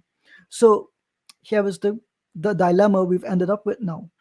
If I have to choose between Judaism and Islam, and if I choose Islam, Jews consider me saved, do I have a reason to believe in Judaism? No. No, it only leaves which religion? Yeah, Islam. So Nathan, I ask you, where do you go from here? So yeah, you've made sense, and now I see why Christianity and Judaism just doesn't really make sense to me. But I know there's a higher power, but I don't know if I don't really understand like the concept of heaven and hell, why it exists. So, for example, if you've said that if Allah has made rules and He's made everything clear in your book, and so we form a just society. But what if someone's not? What if someone's ignorant? So, for example, someone ain't smart enough to like understand Islam as a religion, so he directly goes to hell. No. No. So we have a belief, right? So we account for this. We say if a person is literally incapable of understanding the basic and core doctrines of Islam, then God does not hold them accountable for their actions because they don't have the capacity to make righteous judgments. They're considered a miskeen person, a person who does not have that ability. Therefore, they have a different test, or according to some of our scholars, they just go to heaven. Right? So God is not unjust in Islam. He judges each and every one of us based on our ability and circumstances. So, for example, Nathan, Muslims fast the month of Ramadan, 29 days, right? Me, I'm sick. I have illnesses. It makes me unable to fast. Now, I'm not going to go to hell simply because I don't fast. God has made the religion easy for me. I can feed the poor on behalf of me missing the fast. And what happens there? I have the ability now to feed other people because I can't fast. So in that one way, God has allowed me to establish justice in the land, and also at the same time not sent me to hell for not fasting. He's taken into consideration my weaknesses and my inabilities. So this God is just. He will never be unjust towards me. Even the people who never hear about Islam, God does not automatically send them to hell either. They have a different test. And so based on their circumstances, they can go to heaven. It's perfectly reasonable. A baby who is born and is not baptized, they go to heaven because they don't have the ability to choose right Yeah. and wrong. This is Okay. what Islam teaches. Is any of that unreasonable, you think? Well, it makes sense. Yeah, I thought it was something else, like they're going directly to hell, but it's not the case. No, our God is not unjust. Allah is Yeah. not unjust. So So I have a question for you then, Nathan. yeah, okay. What's going to hold you back from conceptually, theoretically accepting Islam? Well, the fact, so I wanted to go deeper into the issue of like the rules, or and not specifically any rules of Islam or something, and regarding like hell. So I was wondering, and if God made hell, would he feel good to send people there? So this is a good question. So Yeah. remember we said that God is the most just. And Yeah. hell, from our perception, this is a terrifying place. But the deepest level of hell, do you know who this is reserved for, according to Islam? Not really. Yeah. At the deepest level of hell, the place Maybe of for the me, I Muslim. don't know. Yeah. From what Allah teach, what Islam teaches is that the lowest level of hell, the one with the most amount of punishment, are hypocritical Muslims. Those who profess with the mouth that they believe, but they commit heinous crimes in the name of Islam. So this God sends people to hell who deserve it. He does not send someone to hell undeservedly. And hell is a terrible place. We don't want to go to hell. But God allows us, you and I, to make that decision for ourselves. And when we harm people here in society, we must be held to account for it. I've seen some really heinous crimes. There have been genocides. And in this life, the people that committed those atrocious acts, they got away scot-free.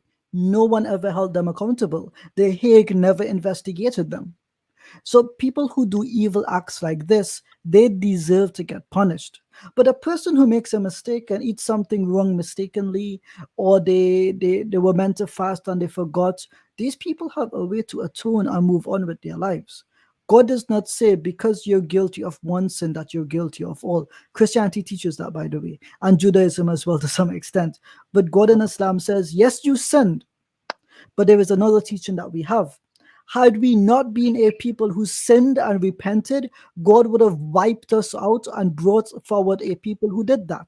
So God is understanding of when we sin, and he's understanding enough that when we sin, he does not strike us down immediately, but he gives us time to undo the wrong that we've done towards others. For me, that's a compassionate, merciful, and just God. But he will not send someone to hell unreservedly.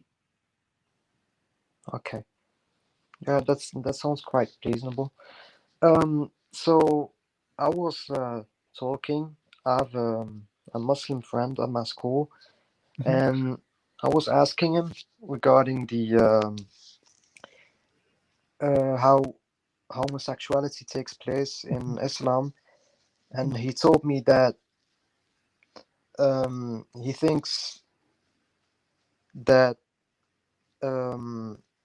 you guys believe that homosexuality is something that people cannot do something about. So, for example, when a Christian or a Muslim, if he or she appears to be gay, that they cannot like switch it up to being a heterosexual. So he told me this, and I was curious how Islam like specifically looks at homosexuality. Okay, so here's what Islam teaches. The basically family unit is a man and a woman. This is the Yeah. basic family unit in Islam. A person who is homosexual, let's leave. Sorry, there's a bit of a feedback. Is that from me, guys? I'm not too sure. So what we teach in Islam is that we're going to ignore the debate about whether homosexuality is something that can be chosen or if it's something that cannot be changed. What we say is if a person has desires, and Yeah. these desires are homosexual, what God asks of them is be chaste. Don't practice these desires, because even from an evolutionary perspective, the whole point of existence is to reproduce. And in the Islamic sense, God wants us to have children. He wants us to have families. And what we know from sociological studies is that there were four main institutions in any civilization or society. If you lose any of these four, you have chaos and injustice. One of these four institutions is that of the family. So, not a single parent home. God does not want us to have single women and single men who can't, relieve themselves of the desires that they have. But Yeah. He wants women, and you might notice yourself if you've studied biology or you've looked it up. Women have an intrinsic need to want to have children. Let's be careful here. Yeah. Women have an intrinsic need or desire to want to reproduce, right? Yeah. So when you see that there are so many single mothers out there, at the end of the day, it's the children that they want to take care of. Forget the man, it's the children that they want. So Yeah. what Islam says is we recognize this basically family unit, we recognize its importance for society, but we recognize that there are people in society who, whether they can control it or not, they have desires for the same sex or all sexes. What God asks of them is this: in this temporary short life, restrain yourself and remain chaste, and in the next life, you will be fulfilled with desires that your mind cannot even encompass now. So we restrain ourselves to the greater reward. And this applies to heterosexuals as well, right? Men who desire many women stay with one. Men who can't control their urges, and some of them do heinous crimes, restrain yourself, fast, do something else, remove yourself from the people, do not cause harm, and in the next life, in whatever way it is, God will fulfill your desire after having passed this life. So this life is temporary, and it's a minor pause until the next life, which is endless. So this is what God says to us, at least from our perspective. So basically, Nathan, you do look over 18, but I'm just sort of confirming that you are over 18, aren't you? Oh yes. yeah, I'm 20. I'm 20 years. Yeah, I thought so. I thought so, but well, obviously we have to just be careful. Yeah. Sorry, Nathan, go ahead. Yeah. So what I'm understanding is, if you're like a believer in God, and you have these feelings for like the same gender, but you don't act upon it, or you don't practice it, Mhm. but you keep Restrain praying yourself. to God. So yeah, You- you restrain yourself. Are you Mhm. still going to be? Are you still going to like heaven? Yes, at that point, yes. Because you've not broken See, the thing is, we treat homosexuality the same way that we treat fornication and adultery. A person has a sinful nature, they do sinful things. But if they don't act on it or they repent after having done it, then we hope that God accepts it and they go to heaven. This is our perspective as Muslims. So throughout Islamic history, people may not be aware of this, but we actually have a lot of diverse literature on sexual acts, on people fulfilling their desires. And our literature is replete with very specific things about this. And historically, we've always recognized that there were people who might have a diverse sexuality. But the same advice remains for the heterosexual with desires and the homosexual. Restrain your desires in this life, and God will reward you with greater desires and its fulfillment in the next. That's what we believe on a fundamental level. Okay, it seems clear, and I'm understanding that topic. So I have another question, and it's about. Mhm. So I've read one time that your prophet Peace be upon you. Yes. was married to I forgot her name, but Aisha, radiallahu anha, yes. yeah, and he was older. But I'm not asking you why that is Mhm. allowed, because I've watched some videos to like understand it, because when I first heard it, I was a bit surprised, but Then I understood it was from that time and things like that. But my question is, and I'm not interested in it, but what if someone like a friend of mine or a friend of you, I'm just telling, and he's like 30 years old and he wants to marry a 15-year-old girl. So would that be allowed? Yes. So that would be allowed. So in Islam, we have the concept of a wali, a protector or guardian for our woman. And so there's a teaching also in the Quran that Muslims must fulfill their treaties. So, for example, I don't know what the law is in the UK. I know that you have some diversity there. But if Muslims are citizens of the UK or they have residential rights in the UK, then we must adhere to the minimum age in that country. So we can't go below that. So we wherever we are, we must fulfill our obligations to the treaties that we've signed up to. So even if they wanted to marry someone that young, if the law does not permit it, then we don't allow it. And fundamentally, it is the right of the woman to also choose, but she must be a woman. She must be of an age where she can make that decision, and she cannot receive biological harm from that marriage. But also, Nathan, just quickly to add a caveat to that as well, there's a whole criteria that a person has to satisfy before marriage. And one of them is cultural and social sensibilities. So if the culture of the time, and the culture is often built upon the circumstances and the needs of the people of the time. So for example, if you're living in a very rural area where there's no colleges, no education, people have a life expectancy of 25 or 30 or 35 years old, that culture may actually marry very, very young. But you might go to a different culture where actually life expectancy is very high. In the 80s, people have full-time education up to 16 or 18. People are not mentally ready because they actually are not geared to marriage. They're not taught how to enter into the relationship of, the complexities of married life and what have you. And so that culture may deem the age to be much higher. And that is why most Muslim countries today have a minimum age of around 18, and some have maybe 16, but generally it's 18 years old. And many parents actually will not get their adults, their young adults married at even 18, because if they don't see that they're ready and the Islamic principles are not all satisfied, mental maturity, physical maturity, etc., etc., etc., then they may withhold the marriage. Now, the important thing here is that 7th century Arabia was very, very different. Life expectancy was very different. There were perpetual wars, and the population often was drastically affected by people dying in war and what have you. So clearly their needs were very, very different from what our needs are today.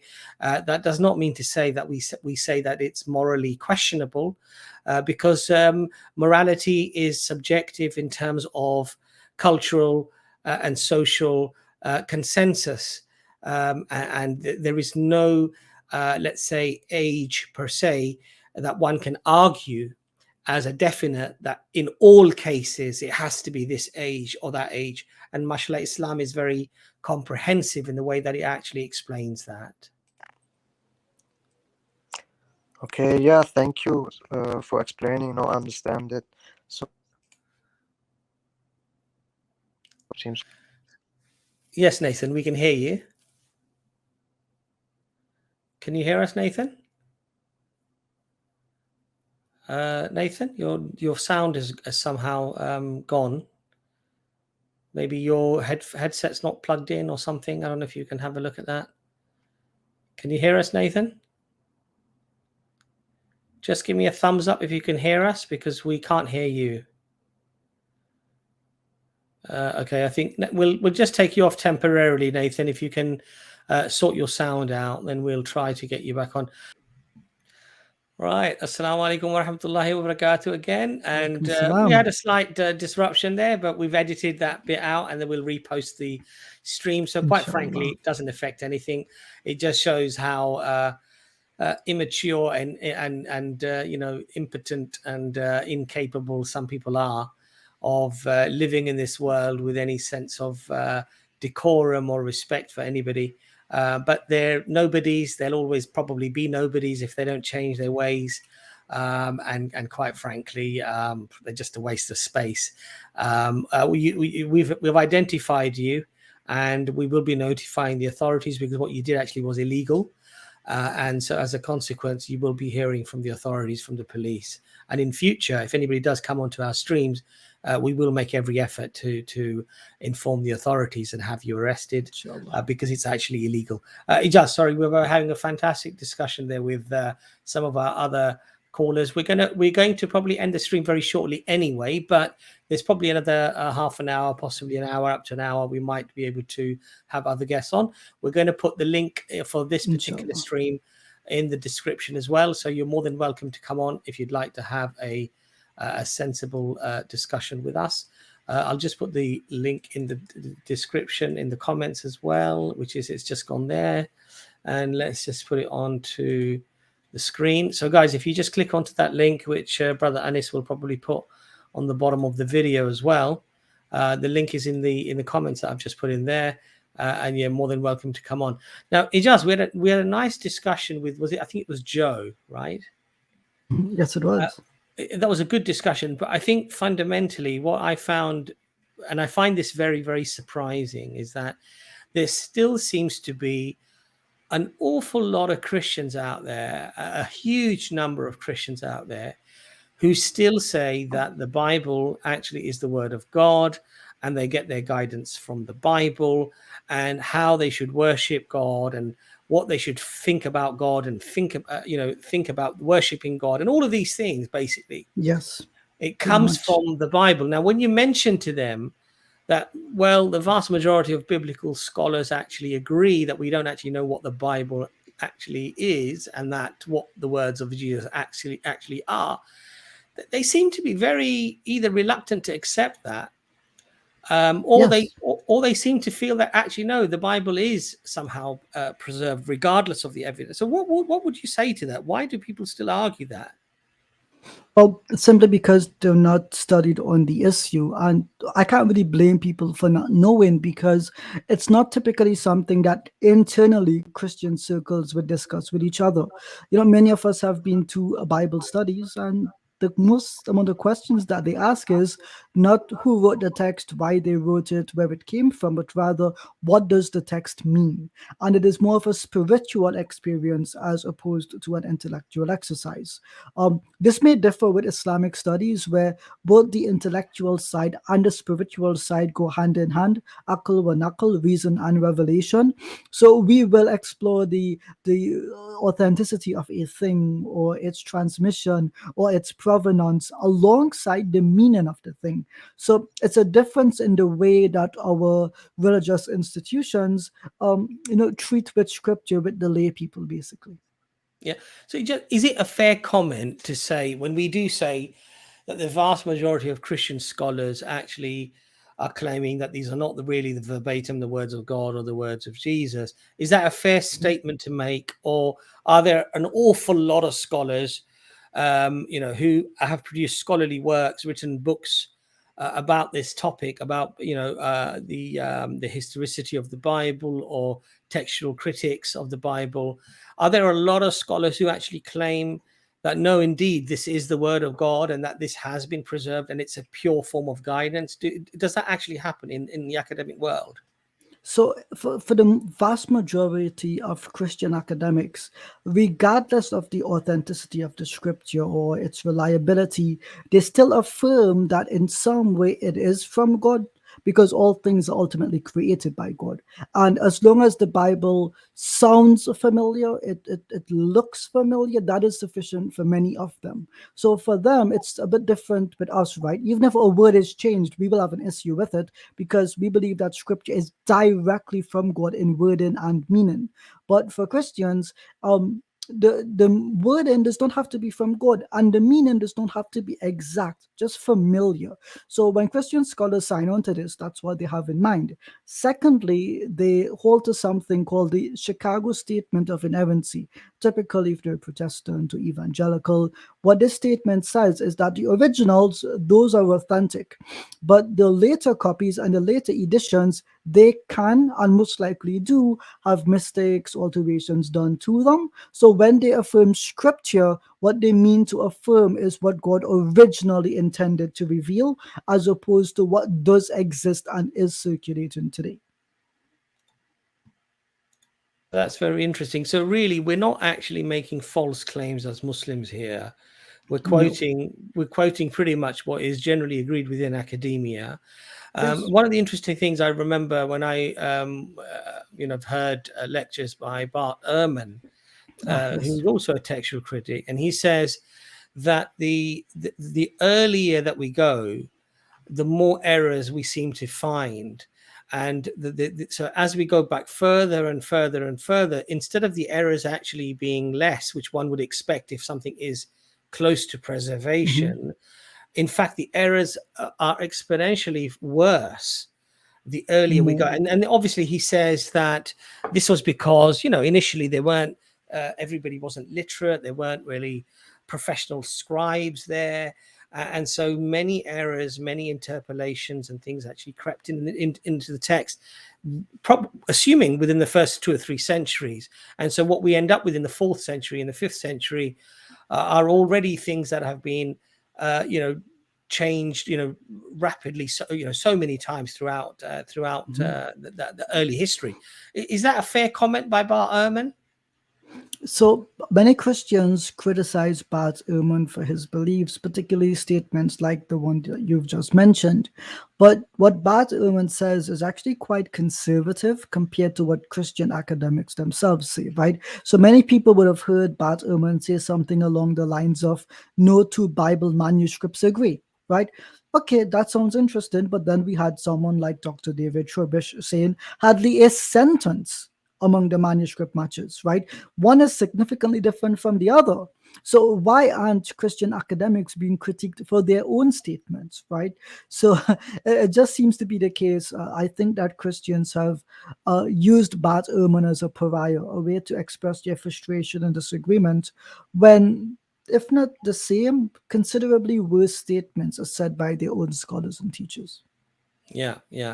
And I would have to agree with that. And I think the thing is that to our Christian friends, obviously what we would say is that we're not saying these things to upset you, to attack you. What we're saying to you is that, look, if you're going to base your eternal salvation on a scripture that you're claiming is from God Almighty or is being claimed by the people around you to be the word of God, you need to be very sure that it is indeed the word of God, because you do. Otherwise, Ijaz, I mean, just as you wouldn't follow any liar who has lied about something, and you wouldn't invest your money in a company if somebody was a known liar or a deceiver, you wouldn't, you would not pick up a book off the shelf, Ijaz. And I know that, mashallah, you're an avid reader. If a lot of people were telling you that this author, it actually lies about things, makes things up, and actually they fabricate things, you would probably pass on that book. You wouldn't go in there and read the whole book to get your information from, would you? Because clearly that's not what we do. Now, if we don't do that with worldly books and worldly scholars, why would we do that from a book that's supposed to be from God?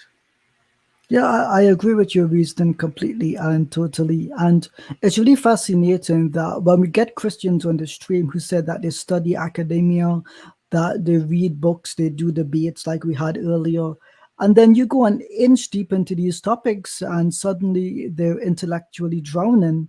It just tells us that they've had really superficial conversations on these very complicated and complex topics. What we find, Christians give a pass to the Bible that they would not give to their pastors and preachers today.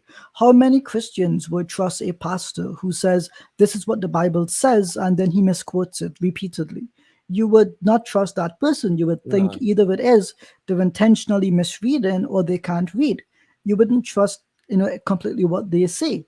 So it's just strange that they're given passes to the Bible, or when today those same standards, if they're used, if the Bible's been written today, they will reject them totally and completely. But I do want to ask you, Brother Abbas, we had a wonderful conversation with Nathan, and he's not Christian, and he understood our reasons for discounting Christianity, but not just Christianity. We actually put all religions, including Islam, on trial. Yeah. We didn't hide Islam. We Yeah. didn't shy away from what Islam teaches regarding homosexuality. We didn't shy away that Jahannam exists, right? So one of the things I have to ask you, Brother Abbas, is, do you think that we put Islam fairly on trial in that conversation with Nathan? I think most definitely, because we're basically judging Islam by those very same critical analyses that we would judge any other religion by. And this is the beauty about Islam, that alhamdulillah, you'll never hear even a basic knowledgeable Muslim, even a layperson like myself, ever simply saying, I believe the Quran because I just believe it to be true, or I believe the Quran because it makes me feel like this, or I had a vision of something, or I had a dream of something, Yes. and because of that I believe in the Quran. Muslims generally don't talk like this. And Ijaz, mashallah, yourself as well, and I know that a lot of the other brothers who are in the dawah, we've all had journeys. We've all had journeys of investigation, of critical analysis. We didn't just follow this religion because our parents were Muslims, and therefore, we had to be Muslims. We often, in our either early teenage years or perhaps some later in life, but we question these beliefs. We question these things. We question, why should I believe the Quran is from God? What's the reasons behind that? And mashallah, what the beautiful thing about Islam is that we use our aql, which is intellect, and then we do naql, which is to do as you're told or believe as you've been told to believe. So, for example, Indeed. I haven't seen the angels, but I believe that the angels exist because I've verified that the claimant, in this case, we say Allah in the Quran, and I verify that, in fact, for me, the overwhelming evidence points towards God, a book from the Creator. And that, so if it tells me that angels exist, I don't need to see the angels. Alhamdulillah, I'm as convinced of angels existing as I'm convinced of myself existing, or anything else existing, if not even more. I might doubt myself, but I'm not going to doubt Allah subhanahu wa ta'ala, because whatever Allah says is always true, subhanallah. So I think this is the beautiful contrast that we have, Ijaz. We don't talk in those terms. I had an experience, I saw a vision, I had a dream. I'm guided by some divine Holy Ghost. But guess what? Your neighbor is guided by the Holy Ghost, but he believes very different things. And your neighbor on the other side also claims to be being guided by the Holy Ghost, and actually believes something completely different from you as well. So clearly, that's not a rational way of looking at things. So alhamdulillah, I think this is the wonderful thing about Islam, mashallah, that we have the ability. What's that? Sorry. The fascinating comment from the sister. My mom always says I have no aql. Okay. But my dyslexia there was reading ankles and ankle, and as a consequence, I was thinking, I didn't quite understand. But mashallah, I'm glad that you clarified it was aql and not ankle. Alhamdulillah. Yes. So Ijaz, I mean, would you say you've had a similar journey in your youth in terms of verifying Islam for you, or did you just blindly accept it because your parents told you this is what you must do?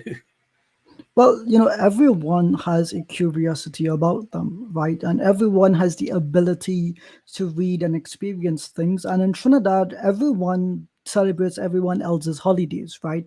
Christmas, Diwali, Pagua. I might have gotten that one wrong. Holy, right? There's so many holidays. Corpus Christi, Easter, right? Good Friday. There were so many. Eid al-Fitr, we say Eid al-Adha or Qurbani as well. There were so many holidays throughout the year. I think Trinidad and Tobago as a republic. We have some of the highest holidays in the calendar compared to almost any other nation. So it's a very eclectic nation itself. So our culture was always one of mixture. So I got to observe things front hand and first hand, and I can see and understand things that perhaps many other Muslims would not have ever gotten the experience to see and witness themselves.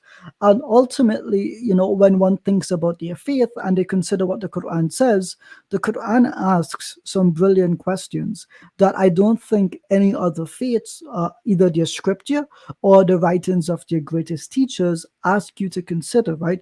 God in the Quran asks, did you create yourselves? Who gave you life? Are you not a people of understanding? Had this been from anyone other than Allah, there will be many contradictions within. I have given you examples of every kind in this book. Allah tells us again and again about reason, questioning. We have the story of Ibrahim alayhi salam, and using reason to analyze and deduce who ultimately his creator is. And this is what ultimately makes me confident in Islam. Because even the Prophet Muhammad sallallahu alaihi wasallam, in his earliest experience, was to question what is happening to me. Yeah, no, absolutely, mashallah. One of the comments that Brother Joey made was that I don't understand Greek or Aramaic, and it doesn't really matter. And I did make the point that obviously to know exactly what somebody has said and how they meant to say it, it would be very beneficial to know the language in detail. Yes. Can you just give it? I mean, why? Well, other than my layman's perspective, what would you say in terms of that? No, well, what confused me about Joe was the definition he gave for himself: a biblical Christian, a person who reads the Bible and understands it. And what was fascinating was he could not give us a concrete statement about who Jesus identified himself as being. It's a process of exploration and discovery, and you know, hints here and there.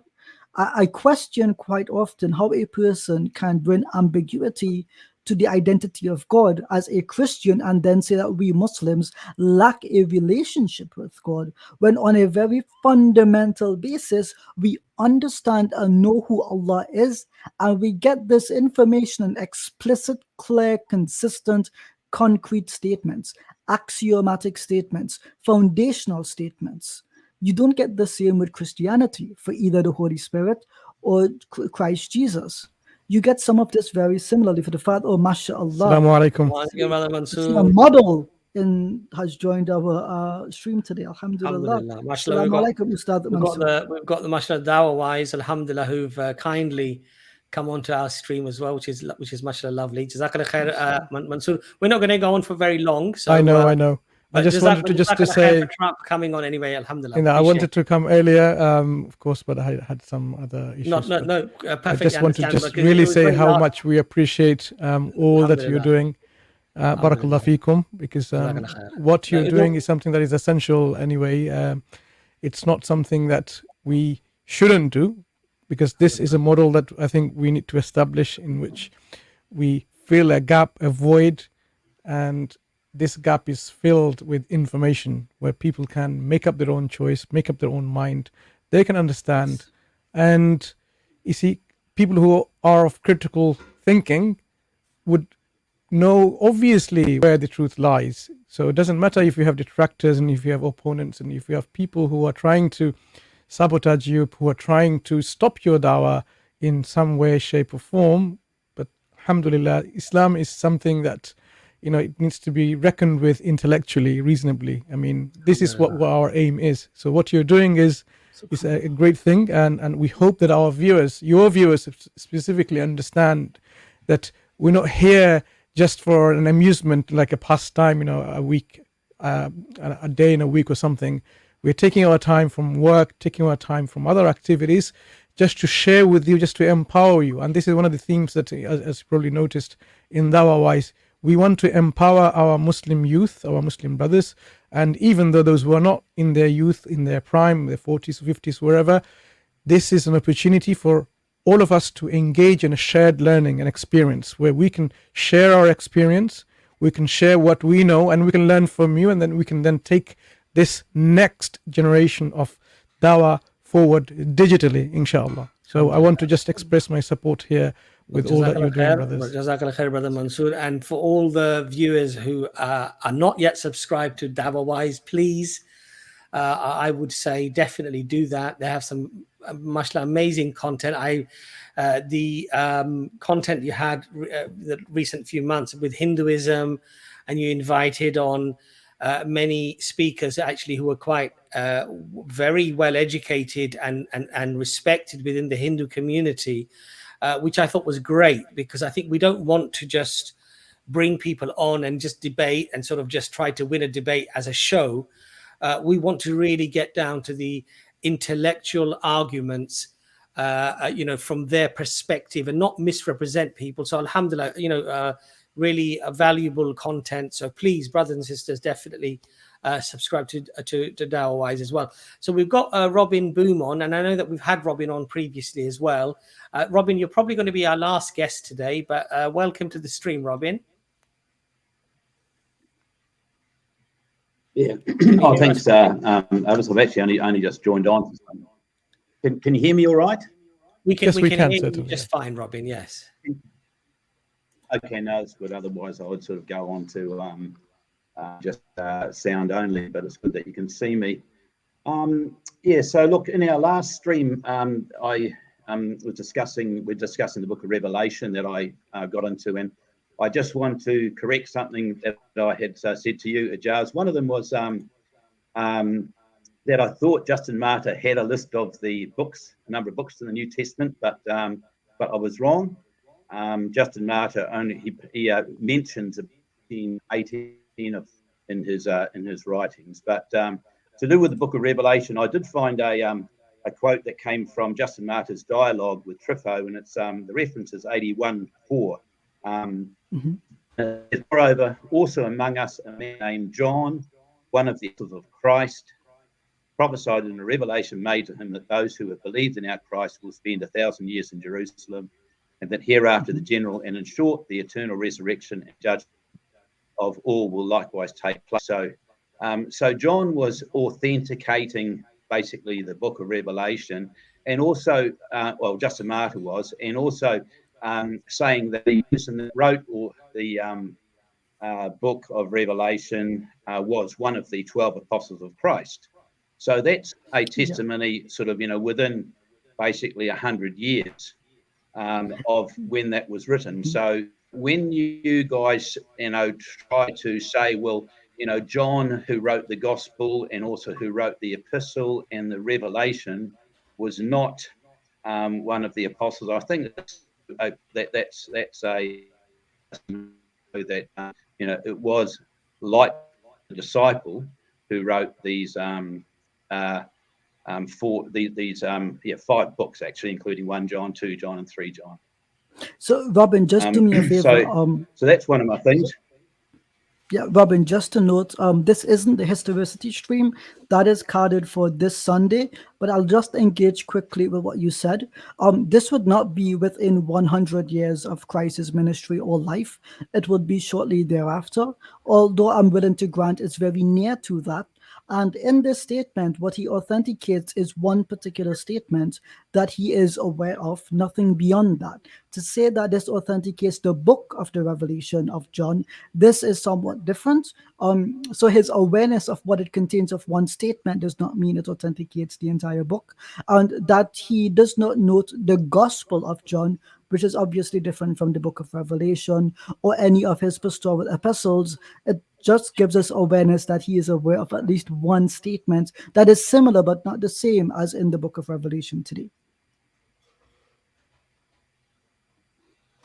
Yeah, fine. Yeah, and that's where I came in at in that last stream, where I said it was actually Justin Martyr's testimony that I think was the reason why the book of Revelation was accepted as part of the canon, 200 years later.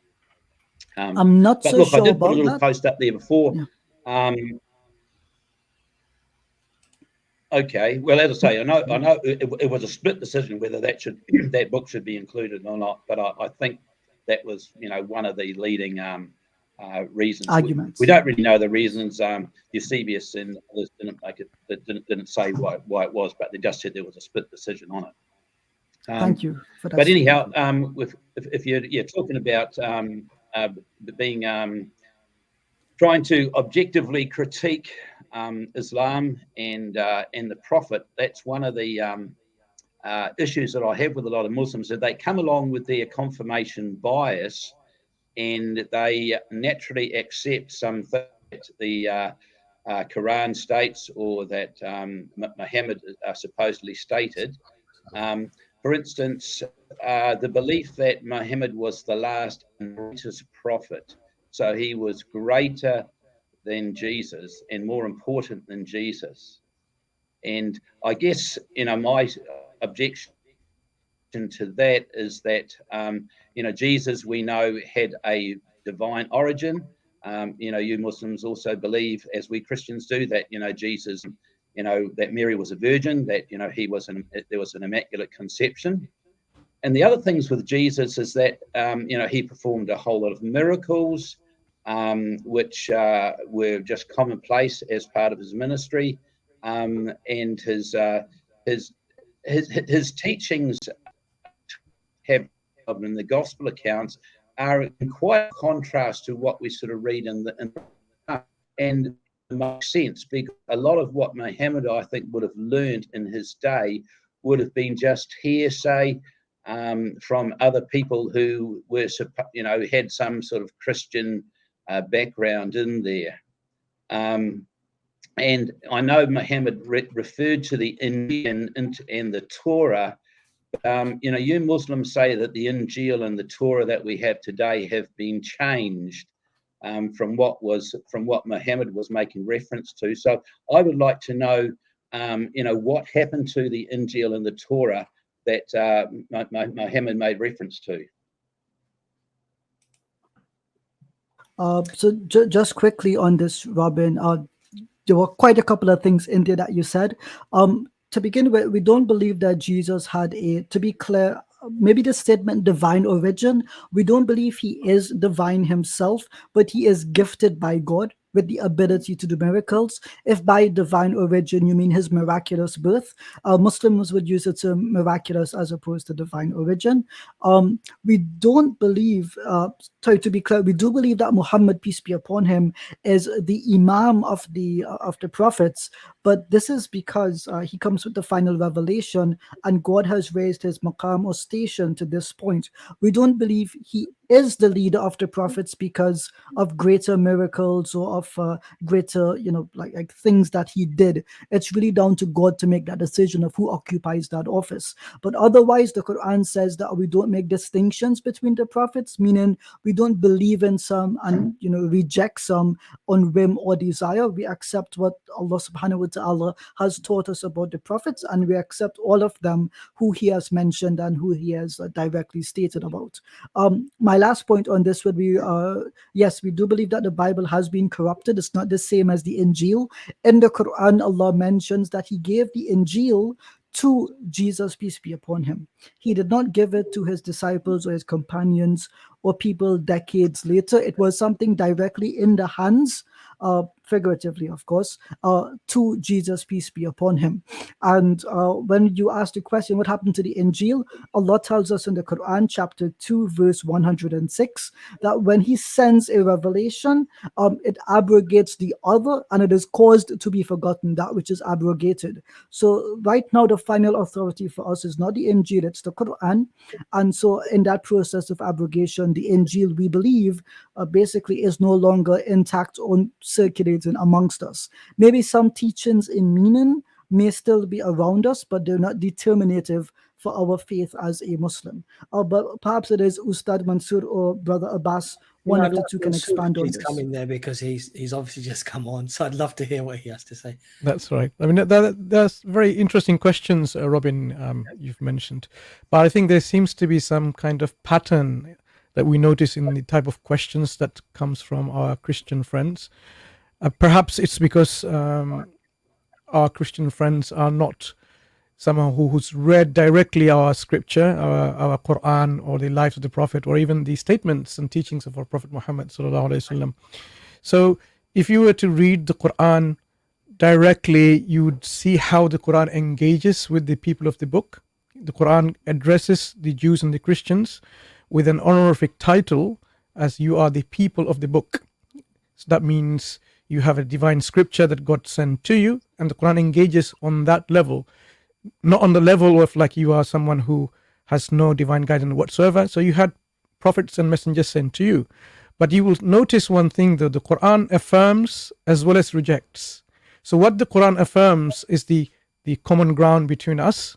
So we have a common ground in terms of we believe in one God, we worship him with all our hearts, with our minds, we do all the righteous actions, we believe in heaven, we believe in hell, we believe in virtuous deeds, and so on, as well as, the role of the prophets and messengers, and what we believe about Mary, what we believe about Christ, and so on. There's a lot of similarities. Where the Quran addresses the Christians directly is where the differences are, because this is where we need to have some discussions between ourselves in terms of see how we can come to a clearer understanding. And if you think about it, whatever revelation that has gone by in the past, have all these been preserved intact? If you think about the revelation that God sent to Noah, the prophet, peace be upon him, you have remnants of these messages in the Old Testament, for example, or the teachings that somehow survive in the traditions, if you talk about the Noahide laws and so on. But we don't have direct access to those scriptures because they haven't survived. And we know for sure because they simply don't exist.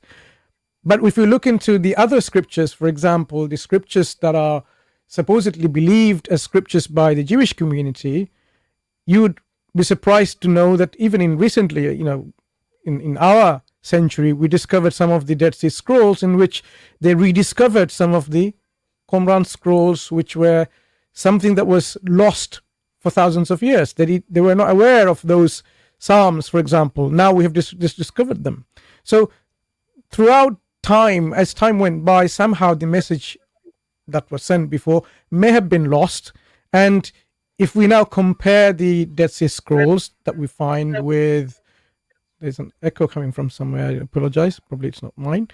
If we compare the scrolls in the Qumran cave that we've discovered and look at the Masoretic text, look at the Samaritan Pentateuch, look at the LXX, the Septuagint, you can clearly see the differences has arisen. The question now would be, why have there been differences within the transmission? And this is the precise reason EFDawah and their team are doing a historical stream just to demonstrate to you in terms of the reliability of the scripture during its transmission.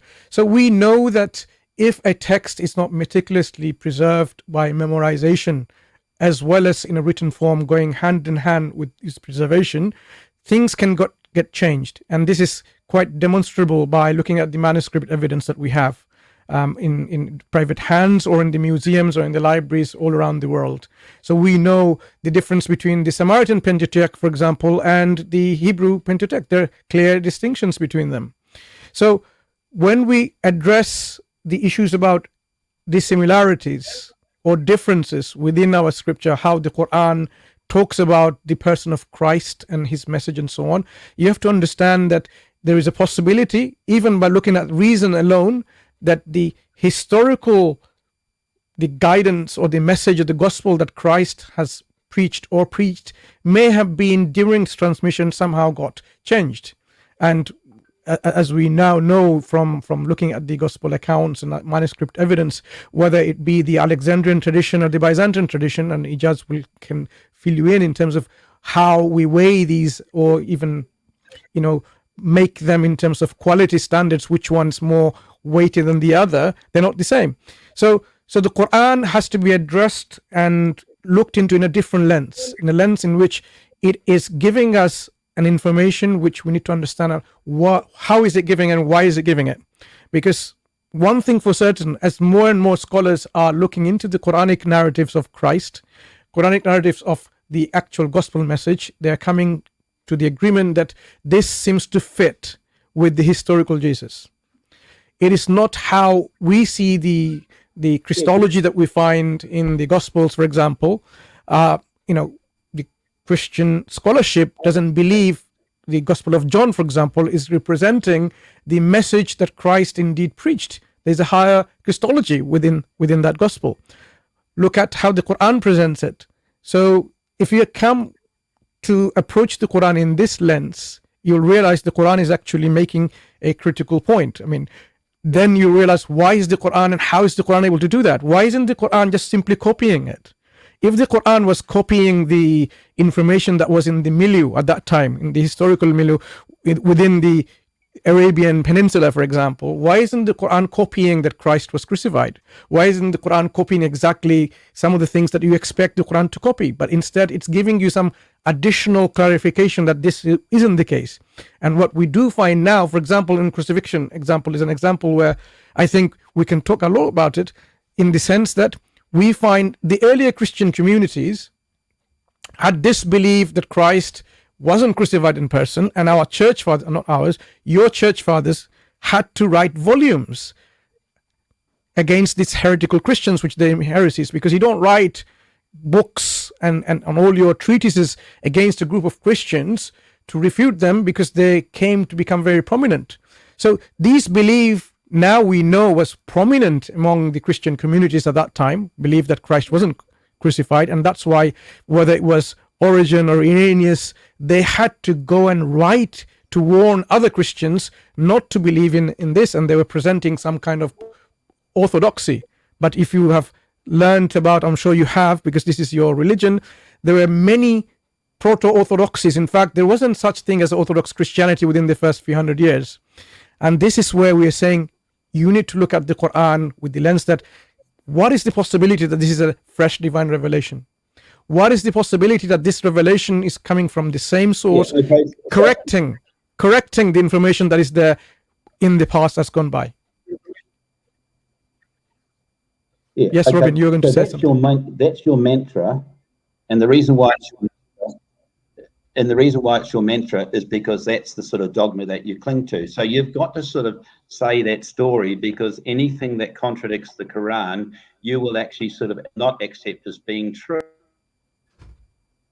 So therefore, you have this confirmation bias. So everything that you're sort of looking at, and you're saying, rightio, if what the Bible says is in contradiction to what the Quran says, therefore the Bible is incorrect and the Quran is true.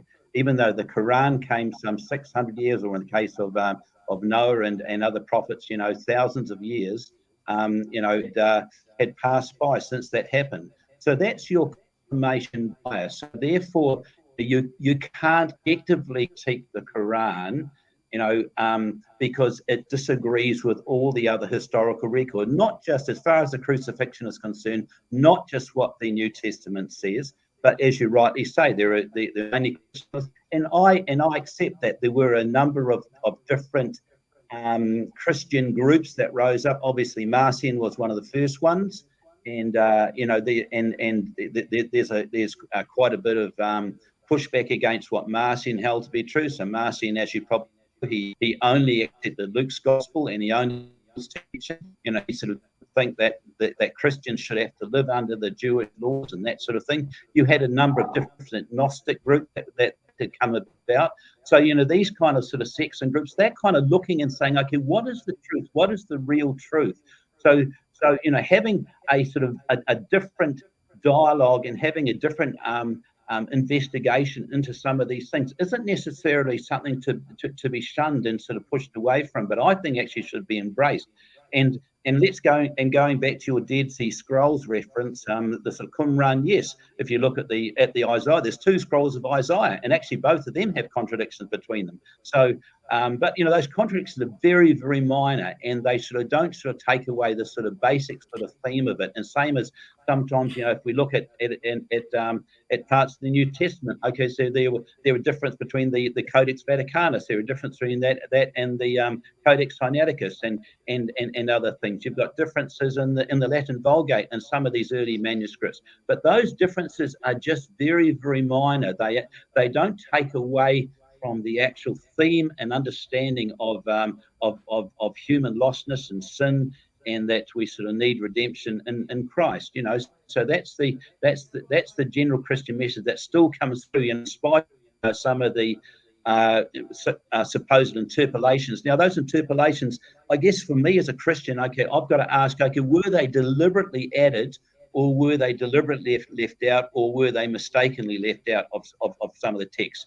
And that text, you know, having absolute 100% sort of the true text to me isn't actually the issue. The issue is basically my relationship and how I engage with God, and sort of my and my love for God, and my determining and following Him. And you know, and you as Muslims, you have your understanding of how you sort of, you know, you repeat the Shahada, you pray 5 times a day, you do all these, you know, pillars of Islam, which are, you know, which to you is sort of good and true, because that's what the Qur'an and that's what Islam has sort of taught you to do. You know, so those are sort of good and sort of meritorious things, but we've got to ask ourselves, okay, what is the truth? And when it comes to Jesus, you know, his who was it? Rousseau. You know, he wasn't a true follower of Christ, but he said, look, you know, if the life and death of Socrates is that of a philosopher, then the life and death of Jesus must be that of a God. And it's not the actual death of Jesus; it's the it's what happened after the crucifixion. It basically, he rose from the dead on the third day, and that is the important thing. And I know the Qur'an even sort of has Jesus, you know, in the Qur'an it says Jesus as a baby, he speaks from the cradle, so it has him doing these miracles, you know. Blessed is the day that I was born, the day that I die, and the day that I shall rise from the dead. And also, you know, it has the story of Jesus, you know, making these little clay birds and sort of bringing them to life and that sort of thing. They're kind of sort of cute stories, but, you know, they don't have any sort of real historicity that can be sort of shown from earlier Christian record. And they disagree, for instance, with John's Gospel, which said that the first miracle that Jesus was turning water into wine at the wedding of Cana. And yet the Quran has these miracles that of Jesus speaking from the cradle and also making clay birds when he was a boy, you know, which are, let's say, in contradiction to that earlier record that was written, you know, 500, 600 years before. So let me just engage with that, Robin. You've said a lot, Robin, if it's possible for us just to engage you to begin with. Yes. You said something fascinating. You spoke about bias. And what's fascinating here is that you're saying that if Muslims authenticate their scripture against the Bible, that's biased. But if Christians authenticate the Bible against the Quran, somehow that's not biased. What I would rather argue is that we are both biased in some degree, but the Muslim allows for critical evaluation. For example of this, you just said, you know, the Quran has some irrelevant miracles with Jesus creating birds from clay. This is didactic in its pure essence, and it's meant to show the sovereignty of God and the gifts that he's actually given to Christ Jesus, that the one who fulfills the miracle is actually God, not Jesus himself. On the other hand, I think it's a party trick, with all due respect, to turn water into wine. In fact, many of the early Jews ridiculed the miracles that Jesus is said to have done in the Gospels of Mark and Matthew, because fundamentally they are copies of the miracles done by Elijah and Elisha. And in fact, many biblical scholars have examined the miracle set. There's actually a pattern. There are 2 sets of miracles of 3 each, meaning 6 in total, in the Gospel of Mark, represented in a very sequential fashion: a water miracle, a healing miracle, and a food miracle. And so this is what we would call an aretology, literally mythical literature developed for the purpose of showing the greatness of someone. And this is what I would consider a cute story. This is what the scholars say about this. There is nothing grand about Jesus healing someone on behalf of God. It means that God is the one who has done the healing. So with all due respect, what you've mentioned about the Quran and the clay birds is vastly superior to almost any miracle story done by Christ Jesus in the Gospels. And like I said, scholars and Jews equally thought that these were copies of the miracles done by Elijah and Elisha in 1 Kings and 2 Kings. Secondly, you said that the Quran comes 500-600 years later, therefore it cannot be historical. Well, you believe that Moses, 1500 years before Christ, wrote about the creation of the world.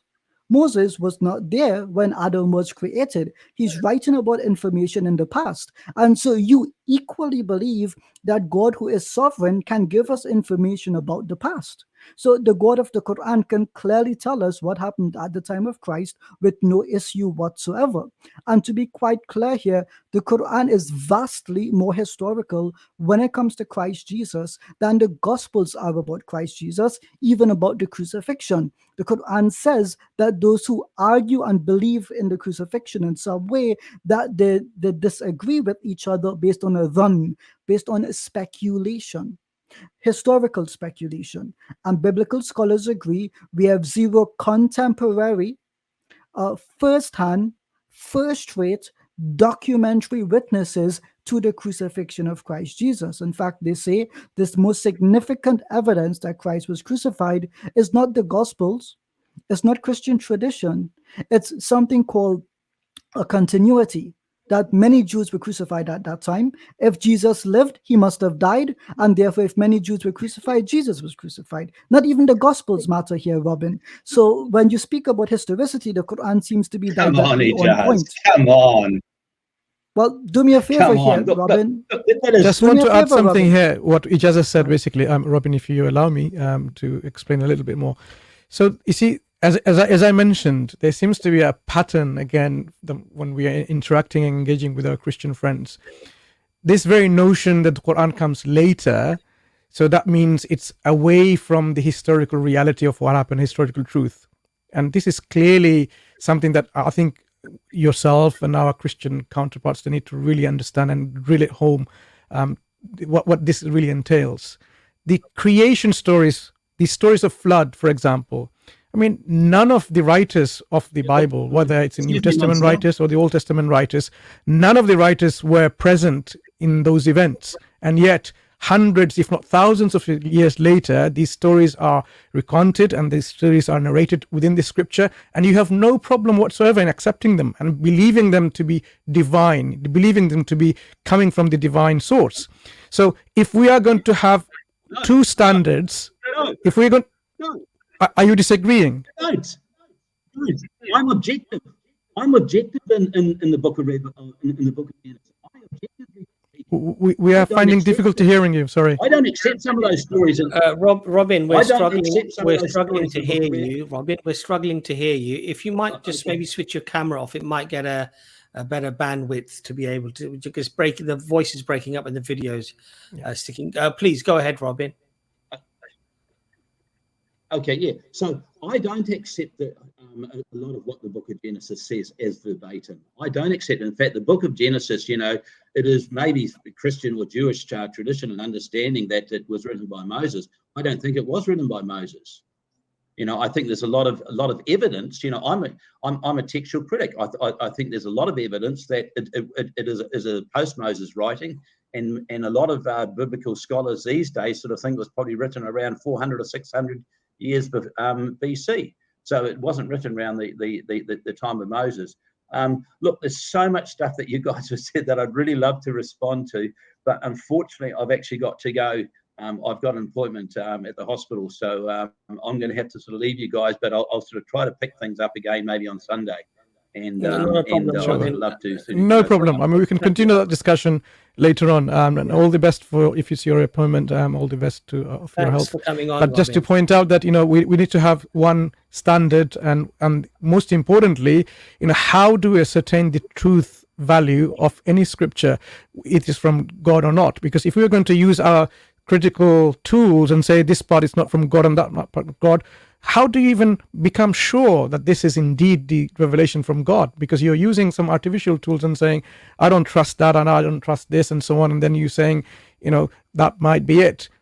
Qur'an, on the other hand, has a total different kind of tools for it to establish itself of its divine origin. You can falsify it if it's not from God, and you can affirm it if it's indeed from God. And this is the thing I think we need to emphasize a bit more when any scripture, any book that we look at, and to say with conviction and certainty that this book is indeed from God, you have to have some kind of criteria. You have to have some methodology to use and say, I know for sure all of it's from God. It's not like, maybe part of it is corrupted, maybe part of it is not from God, then how can you believe the rest is from God or not? So the Quran gives its own falsification test, and I'm sure we have done this, time in and time again, demonstrating how the Quran is such a coherent scripture that if you were to apply those falsification tests and it doesn't get falsified, then it leaves you no room but to ask yourself, why am I not accepting it? What is the basis of rejection when it tells you these are the falsification tests, apply it, and it stands this scrutiny, and it stands up to scrutiny, and it cannot be falsified. So when it comes to the Bible, on the other hand, or in any other scripture, you will see that you can falsify them by saying, okay, fine, it doesn't explain, how can a book of God describe God so imperfectly? For example, when we talk about the concept of God, we didn't have the time to explain a bit more about our friend when he was talking about Christ's, how he felt he has a relationship with God. What is the self-identity of Christ in the New Testament? I love to ask this question to our Christian friends. Do you know what was the self-identity of Christ himself? What did he think who he was in relation to God? What did his mother, Mary, think who he was in relation to who God is? Who knows Christ more than his mother? Did his mother worship him and say he's God on earth? Be careful when you're playing with him when he was young. He's God. He might, exterminate you from existence. You'd see if someone is being believed as God on earth, you'd see enough evidence from the people, not just, some guy somehow says, my God and my Lord, and he worshipped it and that's it, like they said Thomas did that, when that could be an expression simply about God, my God and my Lord, because there's a clear distinction between God and Lord within the Christian faith. Why isn't there all the people that came with their sick people, whether it was deaf or dumb or blind or the lepers and so on, why didn't they somehow eventually say, thank you, God, now let's give our worship and our gratitude and our homage to you because you've come to save us? What did they believe instead? They believed he was a prophet of God, come to do mighty miracles and wonders. If you read the Gospel of Matthew or Luke, that's exactly how people were understanding him to be. If Christ came to tell people, I am God, which is clearly not mentioned in explicit terms in the New Testament, why do we not see the reaction of the people within these narratives, that people took him as God by the large numbers? So, this is why the Quran, asks, these questions to our Christian friends. Ask yourself, when Christ came, what did he tell the people? He says, worship my Lord and your Lord. My Lord and your Lord, and that information, Ustaz Abbas, is still there within the scripture. I'm going to my God and your God, my Lord and your Lord, or my Father and your Father, rather. Who on earth would take someone who says, I'm going to my God? Imagine I came and started proclaiming, like, I'm going to my God and worship me as God. Who on the right mind would even think that, they need to worship me because I'm God, because I'm claiming to be God, when I'm actually simply saying, I am going to my God? And that's clearly what is there in the Bible, in the New Testament. It's not that something like obscure hidden verses. Am I just making this up? Is there a biblical reference for this, Ijaz? It's there in the New Testament. Yeah. I think, Mansur, what concerns me a little bit is that when you raise points of reason or evidences, rather than actually engage with those, people sometimes, you have confirmation bias, or excuse me, or your bias, as if somehow that is a defeater to reason and to evidence. And it's not a defeater to reason or evidence. It's simply trying to nullify all the evidence and all the points that have been raised by an accusation of confirmation bias, and therefore I don't need to deal with that. That's a little bit sad.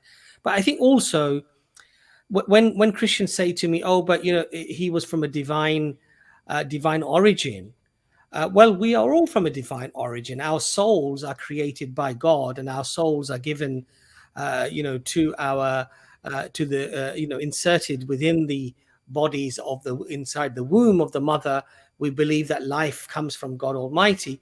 But more importantly, you know, when he says the Quran refers to Jesus performing miracles and what have you, Allah also says in the Quran to the Christians and to the people who believe in Christ as God, Allah says, do they not ponder on the similitude of Adam?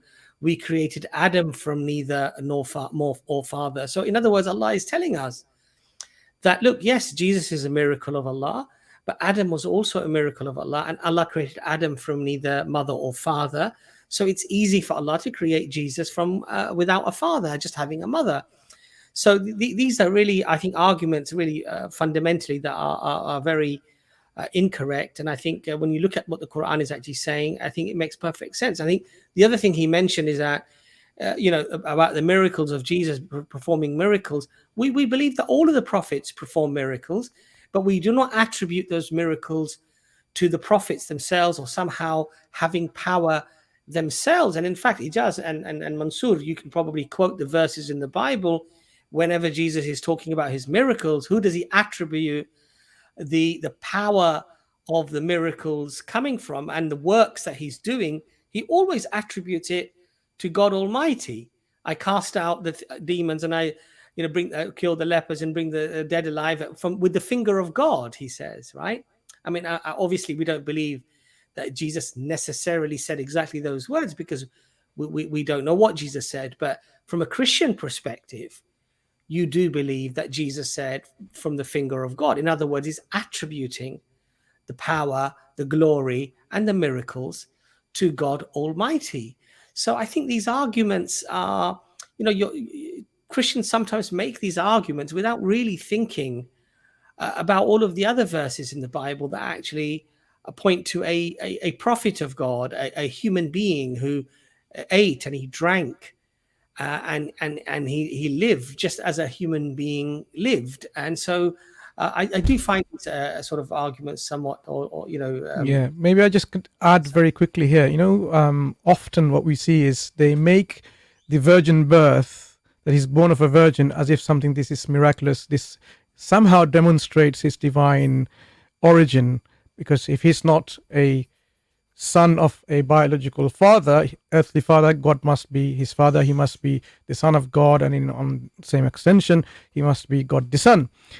What they don't realize is this particular miraculous event is in no way comparable even to, you know, the existence of Eve, for example. You know, I often like to make the comparison because Adam alayhi salam, Quran makes the example about how Adam alayhi salam, as Brother Abbas said, the similitude or similarity between Christ, Jesus, and Adam is that, you know, Adam was created, Adam alayhi salam was created from dust, and Allah just said, be kun fayakun, and he was.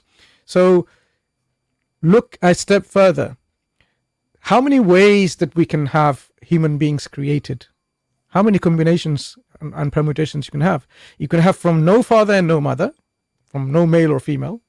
You can have from male and a female, like most of us. You can have from a male alone or from a female alone. Okay, so there aren't any other ways in terms of from the biological origin we're talking about of human beings, and Allah is demonstrating his power, that he is able to create human beings in all ways, all different ways and permutations. So Adam alayhi salam had no biological father or mother. He was created from dust. He had no male or female parents, for example.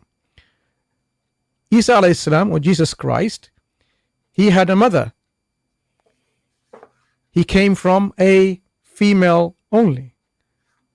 Eve, for example, she came from a male only, from the ribs of Adam alayhi salam that we're talking about. But look at how even more miraculous in this is the creation or the beginning of the existence of Eve. We know the womb of a woman is a machinery or a system or a mechanism in which babies developed and they grow, and then eventually they come as babies as they're delivered. So the womb, anyone who's born from the womb, like Christ, of a mother, is not really miraculous compared to the creation or the beginning of someone from the ribs, which is more miraculous. To get a human being from the ribs of a man or from the wombs of a woman. Think about it. If just by getting someone born from the wombs of a woman without any fatherly intervention makes someone God, then in that note, in that same understanding, the Eve who came from the ribs of a woman, who's even more miraculous, should be even more worthy of being called God. But no Christians I've come across ever worship or even attribute divinity to Eve. So this is where I think the critical thinking is often missing within the understanding of the miracles that we see done by certain prophets and so on, and especially when it comes to Christ. Just because he's done miracle, it doesn't make him God. If Ijaz did some miracles now with the power of God, it's not going to make him God. No Christians will accept that. Would any Christian accept, like, Abbas done some miracles and that makes Abbas God? Astaghfirullah. It's never going to happen. We can't hear you. Ijaz, you're muted. Sorry, muted. Jesus in the Gospels says that the Christians will do greater miracles than him. Can anyone do a greater miracle than God himself? It's a very strange claim to make if one is God. Very strange indeed. Yeah.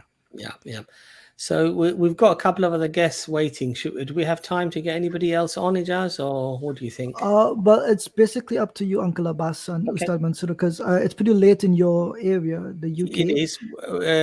Mansur, are you okay for another 10 minutes or so? Or Yeah, fine. Okay. Trilla, can you put your camera on, because you've been waiting for a while, and I would He says he's from the Dharmic perspective, I think, which Ustad Mansur, I'm going to rely on you for this one because I haven't spoken to many Hindus. Trilla, you're on next. Welcome to the stream, Trilla. Hi, Trilla. Hey, how you guys doing? You all right? Yeah, we're okay. Do you mind if I turn my camera off so I can basically just put my phone down? Sure. That's fine. Thank you very much. Okay, so look, it's really late for me as well. I've been up since like 3 a.m. yesterday. So yeah, anyway, I just caught a bit of your stream and I just thought I might just talk to you guys while I still had a little bit of energy left in me. So look, it's quite interesting what you guys are talking about, right? But it still seems to me that you guys are basically, are refuting, basically other faiths, and this is something. I come from a more dharmic perspective, right? I come from a Sikhi background, right? However, I would say that I'm not following Sikhi properly, right? So when it comes down to it, right, I've got a long way to go. My knowledge of Sikhi is very limited, and I choose not to, have debates with people in terms of like mine is better than yours, and refute other people's beliefs, right? From what I gather from the Sikhi understanding, right, we would implore a Muslim to become a better Muslim, and we would implore a Christian to become a better Christian, things like that. So I understand where you guys are coming from, looking for the ultimate truth in this regard, right?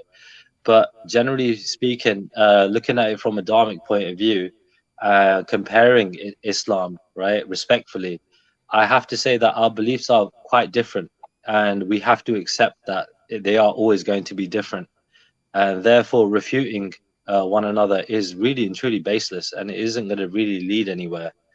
This is my perspective on it. What do you guys think so far? Brother Mansur, why don't you come in there first? Right. Thanks for sharing your thoughts. Just a few points, though. It's not about refuting. It's clarifying where the truth lies. So imagine you are a professor in a university of a particular subject. Now, if somebody has an opinion about you that actually you're actually a dancer rather than a professor, so if somebody wants to learn about something, say astrophysics, and you're supposed to be a professor of astrophysics, and the misconception is that you are actually a dancer, not a professor of astrophysics, you don't know anything about astrophysics, then people won't know. They will not even approach you to go and say, okay, he's just a dancer. How am I going to learn astrophysics from you? You see, the whole approach will be missing. Why would people waste their time going to a dancer who has not learned anything about astrophysics rather than just simple dancing and art to perform on this kind of arts of performance? So in everyday life, we realize that whatever we want to know, we want to learn, we want to pursue and so on, we have to know where the truth is. We can't have all this smoke screens and misconceptions and confusions about some things, because that's not going to help us live within this life. But if there is a reality which says there is a God, there is a creator who created for a specific purpose, and people are saying, oh, it doesn't matter what the purpose is. I mean, you might somehow get convinced about this, but what you discover yourself at the end of the day, that you fail to fulfill your purpose because you considered everything as okay. It doesn't matter what you do. Everyone has their share of truth. Instead of searching for the real truth, instead of adhering and subscribing to the real truth, you went along with the idea that, you know, truth is actually subjective. It doesn't matter what you think, what you believe, what you pursue. But in reality, when you face the reality, how are you going to justify your belief? How are you going to justify to God when God says, look, you know, I created you to worship me alone. And instead, what I found that you were okay and complicit, maybe also saying someone who worships me with a partner, when I said this is a crime that deserves eternal punishment.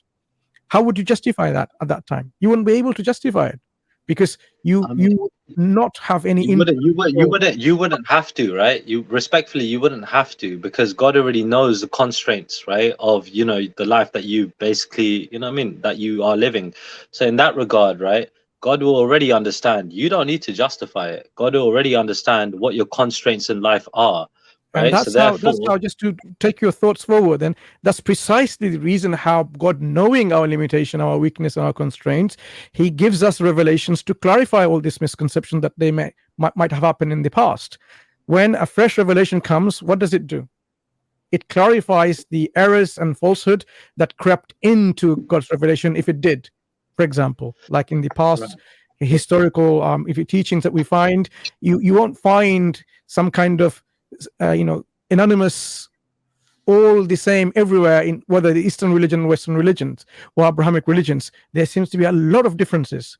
So when Prophet Muhammad came, Trilla, when Prophet Muhammad came, and the Quran clarified that yes, God had sent consistent message of worshiping one God, but it's the people, for whatever reason, they have come away from worshiping this one God. So what this is, it's not a refutation, it's a clarification. So would you not want to be clarified? Would you not want to follow the truth when it's demystified?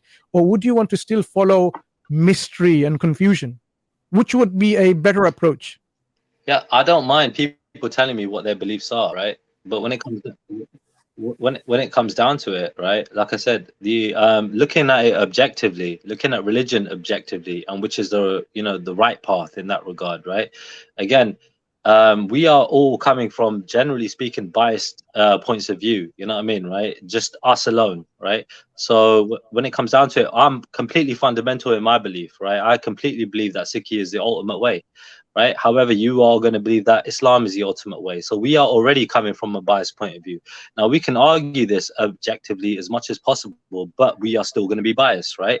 So if it was two people that were completely objective, right, who had absolutely no affiliation with any religion, then therefore they might be more objective in basically arguing which is the best way to go. So looking at it in that perspective would have to be the best way to go. So I appreciate, right, that I appreciate Islam, I appreciate Muslims, I appreciate people from many denominations, and I'm sure you would agree on this one point, that there is truth in every faith. Would you agree with that? There is some truth in every faith. Not ultimate truth, is some truth. Would you agree on that point? Okay, just address this point quickly, then we can let Brother Ijaz to share his thoughts on this. Now, whenever it comes about bias, the issues of bias, if we have evidence to substantiate our belief system, would you still call that bias? Again, you're going by certain context, right? No. When it comes to evidence, because if we have a certain belief system which can be demonstrated to be true because of evidence, proof and evidence, is that still a bias? Like I said, again, it depends on what you're trying to prove. No, whatever we're trying to prove. Let's say we're trying to prove the divine origin of our scripture. If this is demonstrated to be the case, is it a bias? It's no longer a case of a bias anymore. So when we have people believing in their own particular belief system, if you have any proof and evidence for your belief system, bring it forward, clarify it, and then of course, if we realize that there is a truth in there because of evidence, I don't need to. The thing is, like I said, but our approach, Trilla, our approach is one in which We give importance to proof and evidence. That's why the Quran says, "Fa'tu burhanakum in kuntum sadiqin." Bring your evidence if you speak the truth, if you're truthful. That's the approach, and that is the approach which is reasonable and rational. Right. Okay. Look, guys. My battery ain't so great on this, right? I've just logged on my PC. Okay. Is it okay if I just if you put me up on this one and just take me off on this one? Is that okay? We are running out of time, brother Abbas. We did say 10 minutes. I completely appreciate that. I mean, I could just you know, I mean, try and all right, cool. We'll go for as long as 5% takes me. It won't take me very long. But basically, I had a couple of points to make, right? But could I just ask you something, Trilla? Could I just ask you a question briefly? You said that we shouldn't refute other religions, and there is no real benefit in this. Yeah. But are you not attempting to refute the notions that we hold to on this panel? No, because again, I feel like because I jumped on another panel before, right? And I feel like if I believe in something different, right, the tendencies of some people, and I don't believe this to be of all people, right, from any religious minority in this country or around the world, right, that they think that believing in something different is automatically refuting, right, their beliefs. Would you agree? Not necessarily. I'm asking, what do you understand refutation to be then? Well, again, that's basically one way of refuting, and that is what I see some people doing, that believing in something different is automatically refuting. Otherwise, when it comes down to it, it is what you guys were talking about in terms of Christianity, for example, right? I mean, I can appreciate Christianity, you know, to an extent. Sure. I don't follow your point. Do you believe that? Okay, so when it comes down to it, yeah, sure. No, yeah, you could clarify your point if you like. I could try and answer it better. Yeah. What I'm trying to say is, we Muslims hold to the truth, what we believe to be the truth about God. And you said earlier, you know, you asked Brother Ustad Mansur, do you think every religion has some truth, right? Do you think that our notion of who God is, that this is correct? Well, again, then if I said no, right, that would be refuting. But if I said to you, you should do what your if I said to you, you should do what your faith teaches you to do, right? In that regard, right, that wouldn't, you know, automatically Trilla, be a refuting. But brother the Trilla, thing is, sorry, brother Trilla, we're really coming to the end of the stream. But all I would like to say to you very quickly, because I know your battery's running out as well, is that, you know, your notion that we, as a follower of Sikh religion, you would just tell a Christian to be a better Christian and a Muslim to be a better Muslim. The problem is that when two positions are mutually contradictory, i.e. they are claiming the exact opposite stance, in other words, what one is saying will condemn you to hell, is the other religion is saying that's going to be your actual salvation. And the other religion that's telling you that this is your salvation, the other one is telling you that if you believe that, you're going to be condemned to hell. When they're mutually contradictory, we would argue in Islam that it's not something that you would encourage to happen. What you would want is the truth, the right way, and a way that doesn't contradict the statements and the teachings that were given by all of the messengers. And in fact, even if you look at Sikh, God is one, God is absolute, there is no image of God, statue of God, and that only God should be worshipped. And yet there are religions that actually do the exact opposite to that. So I'm sure that you wouldn't actually encourage them to be doing that if your religion clearly says that that is actually blasphemous or wrong. That's fine. Look, I've just put it on charge for a minute, right? So end of the day, like I said, my battery ain't great, so I don't know if it might die or stay on, right? But we'll just, you know, it's all in, you know, we'll just say it's God's will, right? What might, if I stay on or not. But when it comes down to it, look, I agree with you. There is more truth, right? You could say, probably in one more than the other, right? I would say that. Okay. So when it comes down to it, though, I'm trying. Okay, here we go. Yeah, I think okay, yeah, cool. So that when it comes down to it, I obviously believe in Sikh, right? And you guys believe in Islam. That is clear as day. So it's a thing where like I might highlight some things to you, but again, to you that might be completely contradictory to Islam, right? Where I might say, you know, God is inside of us and God is outside of us, right? That's a contradiction in itself, you know. So in that regard, all I'm saying is like you know, there are some things that you just will not accept, you know, and I am not here to make you accept it, because firstly I'm not qualified myself personally. I only understand very basic principles. Trilla, I understand that, but let me ask you a question then, a very hopefully you know, one that you can reflect upon. If God was not inside everybody, would it be important for you to accept that notion, or rather deny the notion of God being inside everything? So do you understand my point?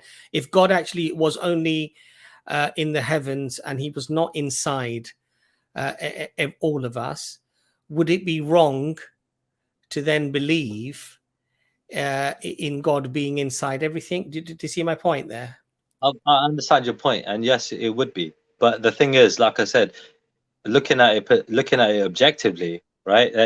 I don't see that, right? Because again, there are, you know, over 1 billion Muslims in this world, right? There are over 1 billion people from Adamic faith, you know what I mean, as well.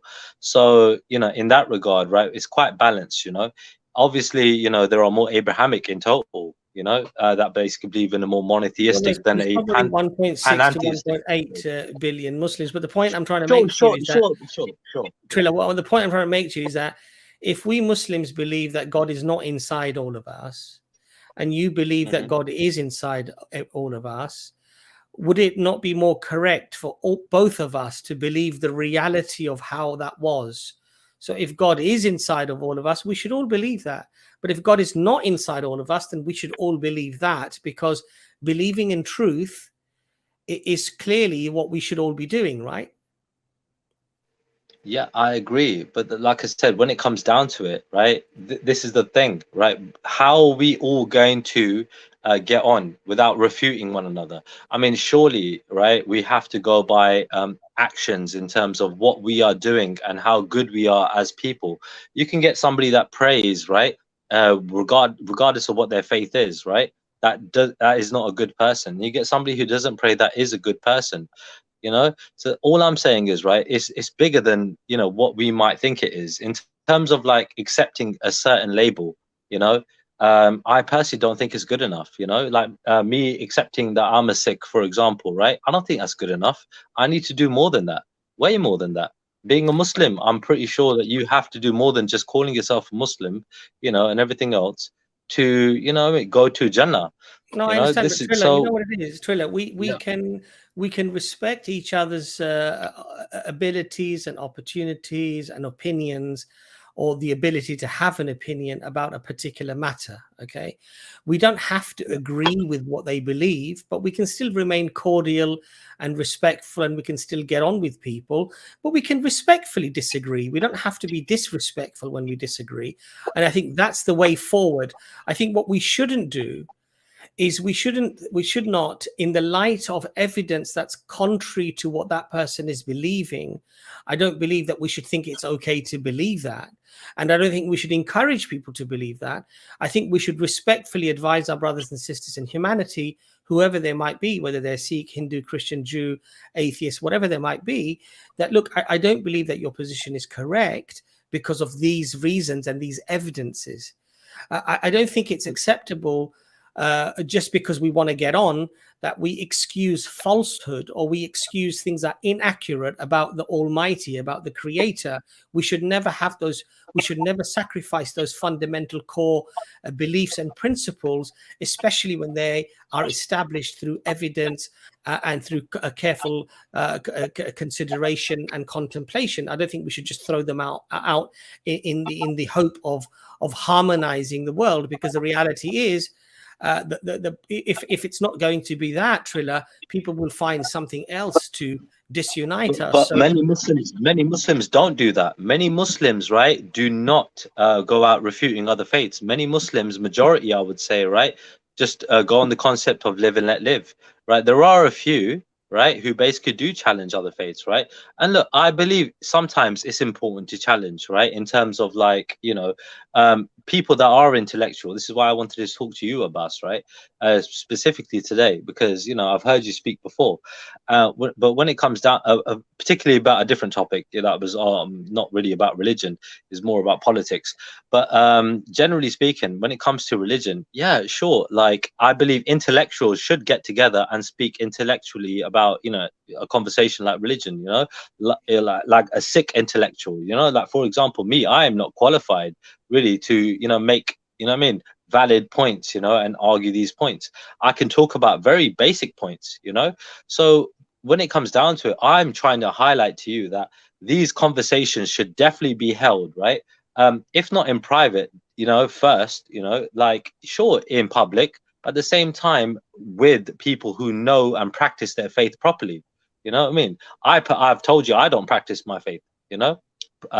So it's a thing where like it's very, very crucial that we do this and not go by what a person from a certain denomination says, because, you know, he basically says he's from that faith. He might not, I personally might not recognize him as part of that faith because of his misdemeanors and so on and so forth. So it's really crucial that we don't set a bad precedence, right, for the whole community. You know, this is my point to you, you know, because we are better than that, especially from my opinions of you, I think that you're better than that, you know. Well, and I just wanted I'm, you to I'm grateful to for your understand opinions, but I can assure you that what you see on the screen is just me being very patient. In real life, I wish I was that patient, and certainly not an intellectual.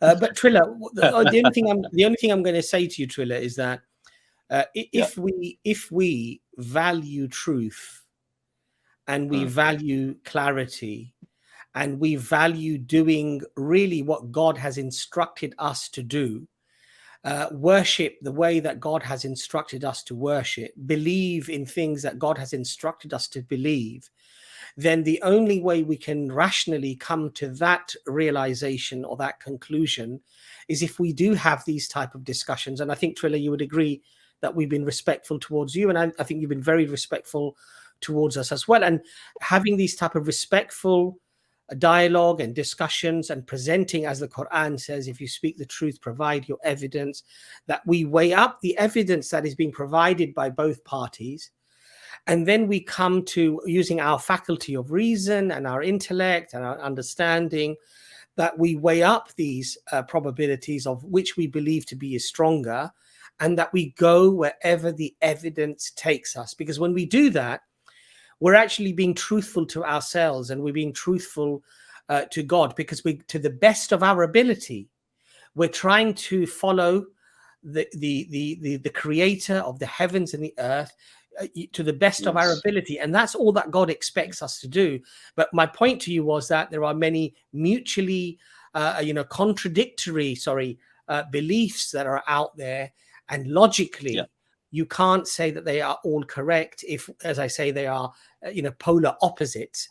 And when that happens, it's good, respectful dialogue that should happen. Now, but most Muslims doing it. How can it be respectful if I'm going to contradict you? If I basically say something. Let me address this very quickly, Trilla. If I did it. Yeah, Trilla, no, but how am I going to? If I'm going to say something, ask you something. I do apologize for interjecting, Trilla. I just want to share something with you. I apologize as well. Yeah. No worries. You don't have to apologize. We will apologize because I have interjected here. If I were to ask you that if you needed a heart operation, a heart surgery, a life-saving heart surgery, would you just simply go to a surgeon without knowing that surgeon is capable, competent, and actually a registered professional who knows what he's doing? Yeah. Or would you simply just say, yeah. Would you?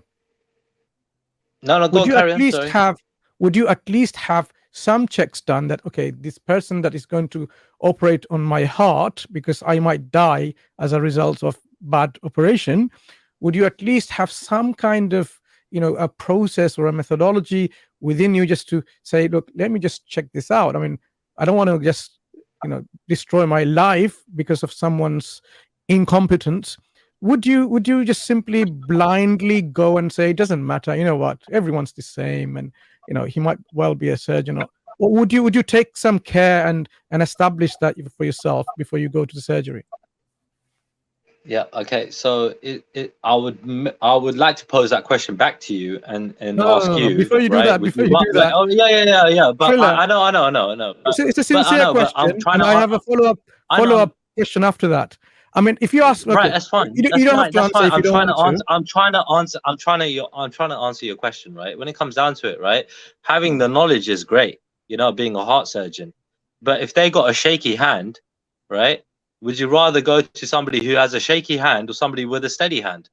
Yeah. So let me answer this question then. If you want me to answer it, I wouldn't trust a surgeon who is not competent and who is not knowledgeable. So a shaky hand is a sign of incompetence here in this case, because you cut my artery here and then, and make me dead in the process, for example. So it has to be someone who I know is well, capable of performing this surgery in a way, and they have the knowledge of anatomy and physiology, and they know exactly what they're doing. Not only a good professional, but also not incompetent, because they're shaking their hands. So that comes along with it.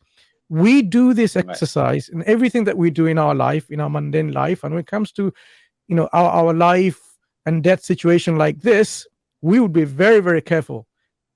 Take that and extend this to your eventual, your ultimate abode, your ultimate success, which is not this life, but for an eternal life.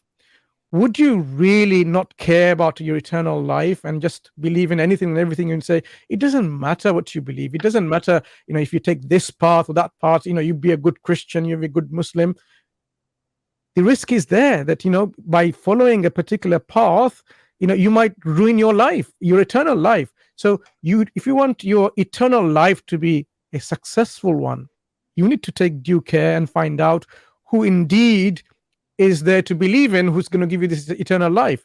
So you have to have the right concept of God, you have to have the right concept of conduct, and so on and so forth. So it is imperative that we actually go and scrutinize and verify which is the true reality or true picture of guidance of the reality from a divine source. It is imperative. It's not simply, we are content with, doesn't matter which path you take. I hear this a lot of time.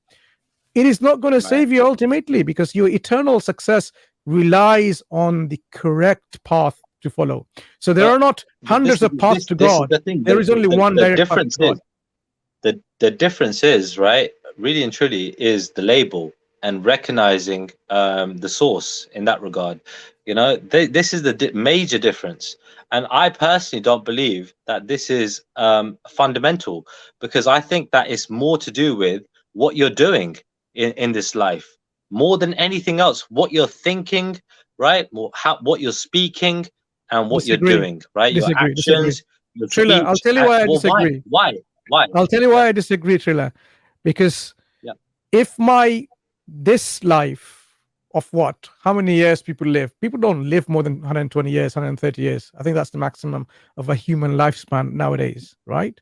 So if you really want to save your life, you do all your utmost effort to make sure that you don't fall into the wrong hand, an imposter surgeon who's a fake surgeon. You will make sure that doesn't happen, just to save this life. What is an eternal life compared to this 130 years life? Nothing. An eternal life, either in happiness, joy, bliss, tranquility, and contentment, or an eternal life where this misery, this suffering, this torture. Think about it, how great and in magnitude this is. We have to be, very, very careful in terms of how we make that decision of our life, how we're going to make our eternal life a good life or a life of suffering. So you can't simply say, not everybody suffers in this life. A lot of people live very good lives. I'm not talking about this life. Our priorities shouldn't just be this life. Our priorities should be the ultimate life, the eternal life. Wouldn't that entail? Sorry to keep cutting you, but wouldn't that entail, right? Doing what you're doing in this life, carrying on to the next life. Yeah. Like How in do you terms know of like us what praying, determines us being your outcome? devotional. Trilla, how do you But this know? is- How yeah. are you certain what determines your outcome? But this is the thing. So when it comes down to, for example, there's a word called mukti, you know, which I'm sure Abbas might be Yeah. familiar How do you with. know what you are talking about now is exactly what is true? How do you know that? Again, well, again, like I told you, I believe in Sikhi, you know, Yeah. Why and do you this believe is in something that I believe in. No, why do you believe in it? Is there Well, evidence like I for said, it? So the question will come to this point. there is plenty of evidence to support Sikhi, right? But Oh, when there it you go. comes down Okay, to fine, it, fine. it's whether Let's you stop there for a second, Trilla. whether Trilla. you believe or not. So you've Yeah. hit the nail where it needs to be hit, right? That's you know. I'm not sure what the expression is. What is the expression? Goes You hit the nail on the head. hit the nail on the head, right? Yeah. So you're talking about evidence. This is precisely what we are discussing. Truth Okay. should be accepted through evidence. So if the truth is in Sikhism, this is where everyone should believe in, without a doubt. If truth is in Islam, people should follow Islam because that's where the evidence But lies. So we should be ready to but accept the evidence to accept what the truth is. That is what we're discussing. here lies That the is what we're problem. demonstrating. Here lies the problem, right? Because now we're gonna have to go in that regard toe to toe, right? And work out, you know what I mean, right? Which one is better and which one is Not worse. better. When Which one has the truth? Brother Mansur, right, but this is the thing. See, like, brother Trilla, we've yeah. come to the end of the stream, but if I could just ask you to have your closing statement, and then we'll just finish the stream shortly after. Okay, cool.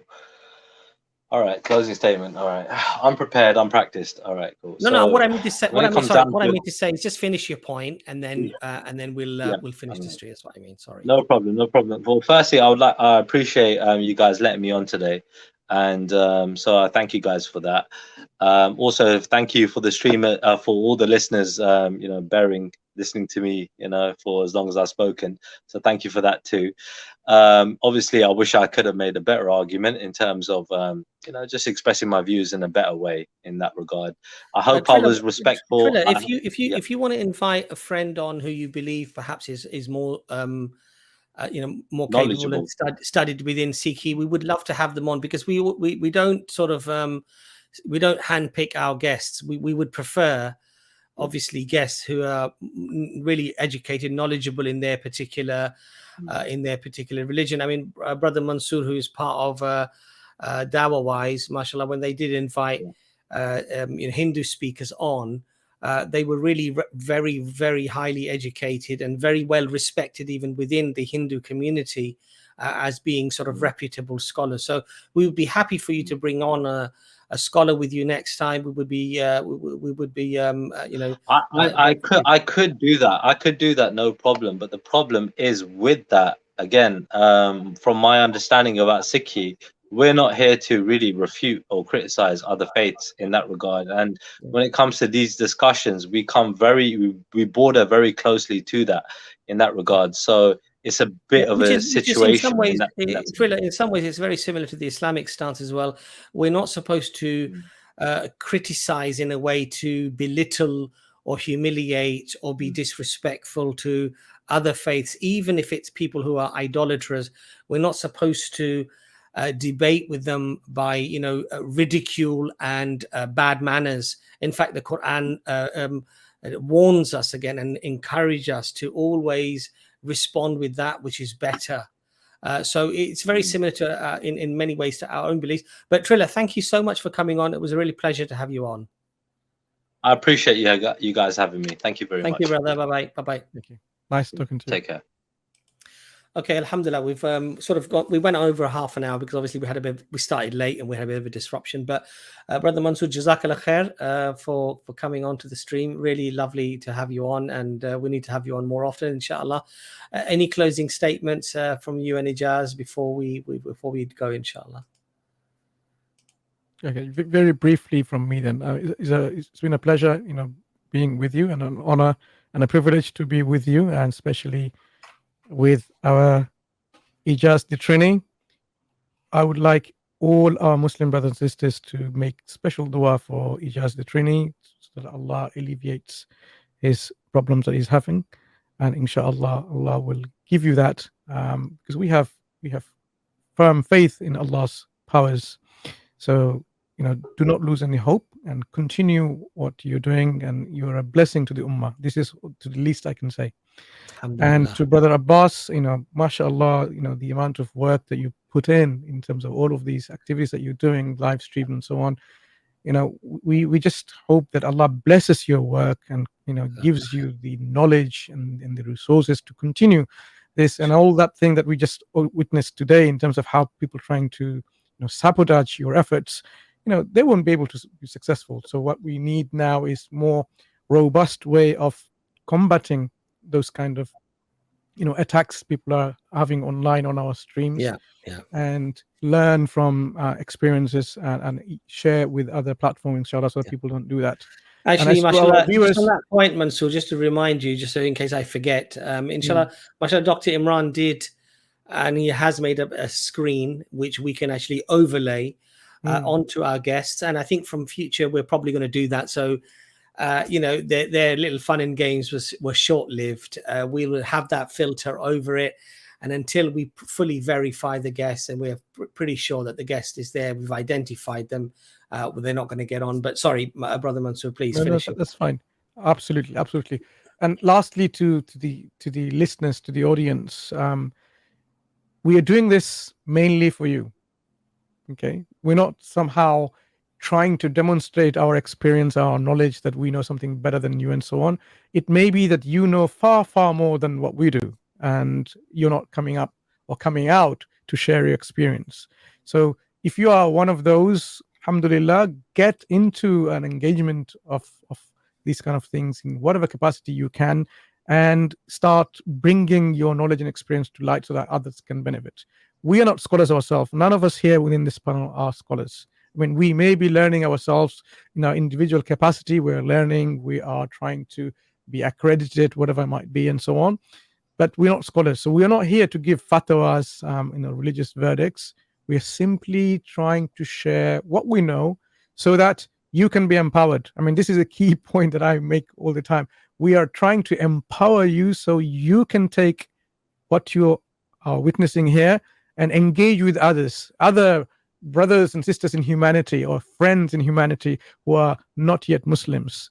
I don't say they are non-Muslims. I would say they are not yet Muslims. We want to share the beauty, the truth, the justice of Islam, so that people can see it for themselves, and it becomes an eye-opener, because often people are not exposed to Islam. People, they hear only from the other media outlets. Now we have an opportunity that this is like our own media outlet, our social media outlets. We have a voice, so we can present Islam and we can disseminate that information globally.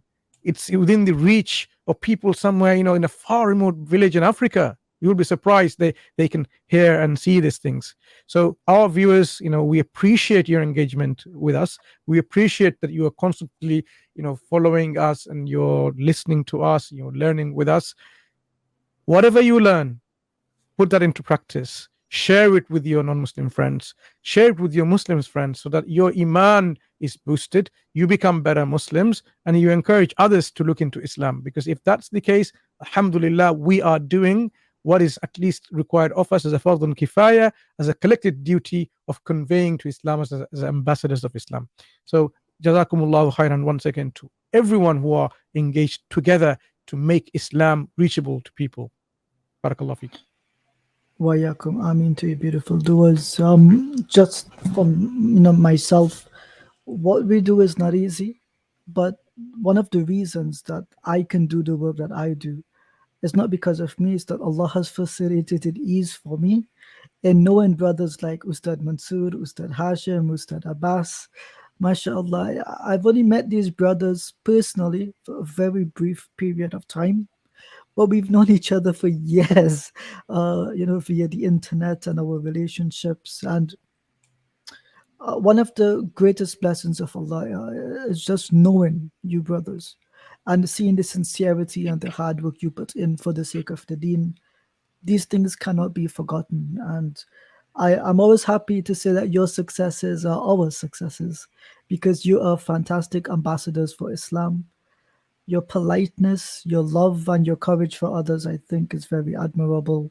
And I really pray and hope when our time reaches its end, that you, the viewers, understand that, like Ustad Mansur, we did this sincerely for the sake of Allah, for your benefit, so that your children and our children will preserve this beautiful deen and establish justice and peace in the land.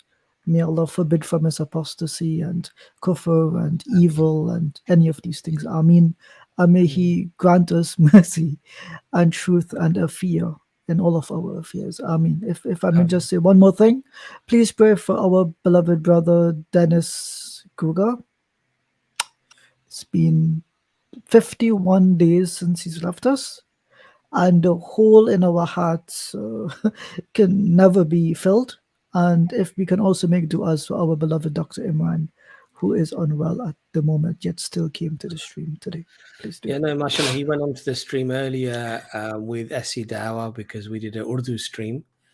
And he, despite not being very well at all, and I know he was feverish and he was on tablets and things and had his drinks and everything. And I asked him if he doesn't mind, can he come on initially on EFDawah, this stream? And alhamdulillah, he did. And I know he wasn't well, so inshallah, may Allah make it easy for him, bestow him and his family with afiyah, inshallah. Brothers and sisters, you know, these streams are not meant to critique other religions or criticize other religions in a disrespectful way, in a demeaning way, as a creation of God Almighty, of Allah subhanahu wa ta'ala. We should have empathy and love for our brothers and sisters in humanity. We don't want them on the day of judgment to come to us and say, I met you, I saw you, I knew you, and you never told me about Islam. You know, you could have saved me from the punishment today, but you decided not to help me. You decided not to give this new news to me. And may Allah forgive us, even, you know, just because we're on the stream, it doesn't mean we're astaghfirullah, we're perfect, or that we do dawah to everyone that we should be doing. We've probably missed many people as well, subhanAllah. So, but what little we do, we thank Allah for. And whatever good we've said is from Allah subhanahu wa ta'ala. Whatever is incorrect or wrong is from ourselves. May Allah forgive us, please. And at times we make mistakes, and the brothers and sisters, they do correct us, and alhamdulillah. We don't look at it as criticism.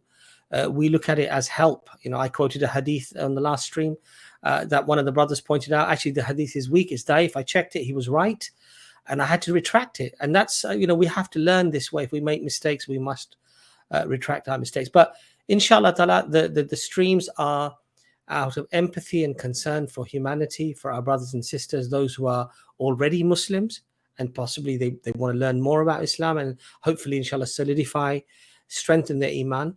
And for brothers and sisters who actually are not religious, but maybe they're just contemplating, or they're interested to find out, or to sort of compare ideas. But ultimately, alhamdulillah, Islam is about aql, using your intellect, and naql, to do as you're told, to do as you're instructed. But we engage both things. We believe in the seen, as Allah says in the Qur'an, but we also believe in the unseen.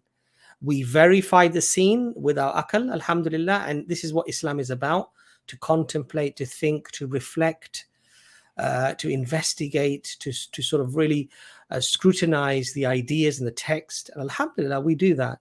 And once we're intellectually convinced, alhamdulillah, whatever it then says to us to do, alhamdulillah, we do, and we don't have a problem with, because we verify the sources from Allah subhanahu wa ta'ala. May Allah, inshallah, keep us all on the straight path, on the path of iman, inshallah, and maybe inshallah live as Muslims, as believers, and die as Muslims, and be resurrected, inshallah ta'ala, with the Prophet Muhammad sallallahu alaihi wasallam and the companions, and all our fellow, inshallah, Muslims.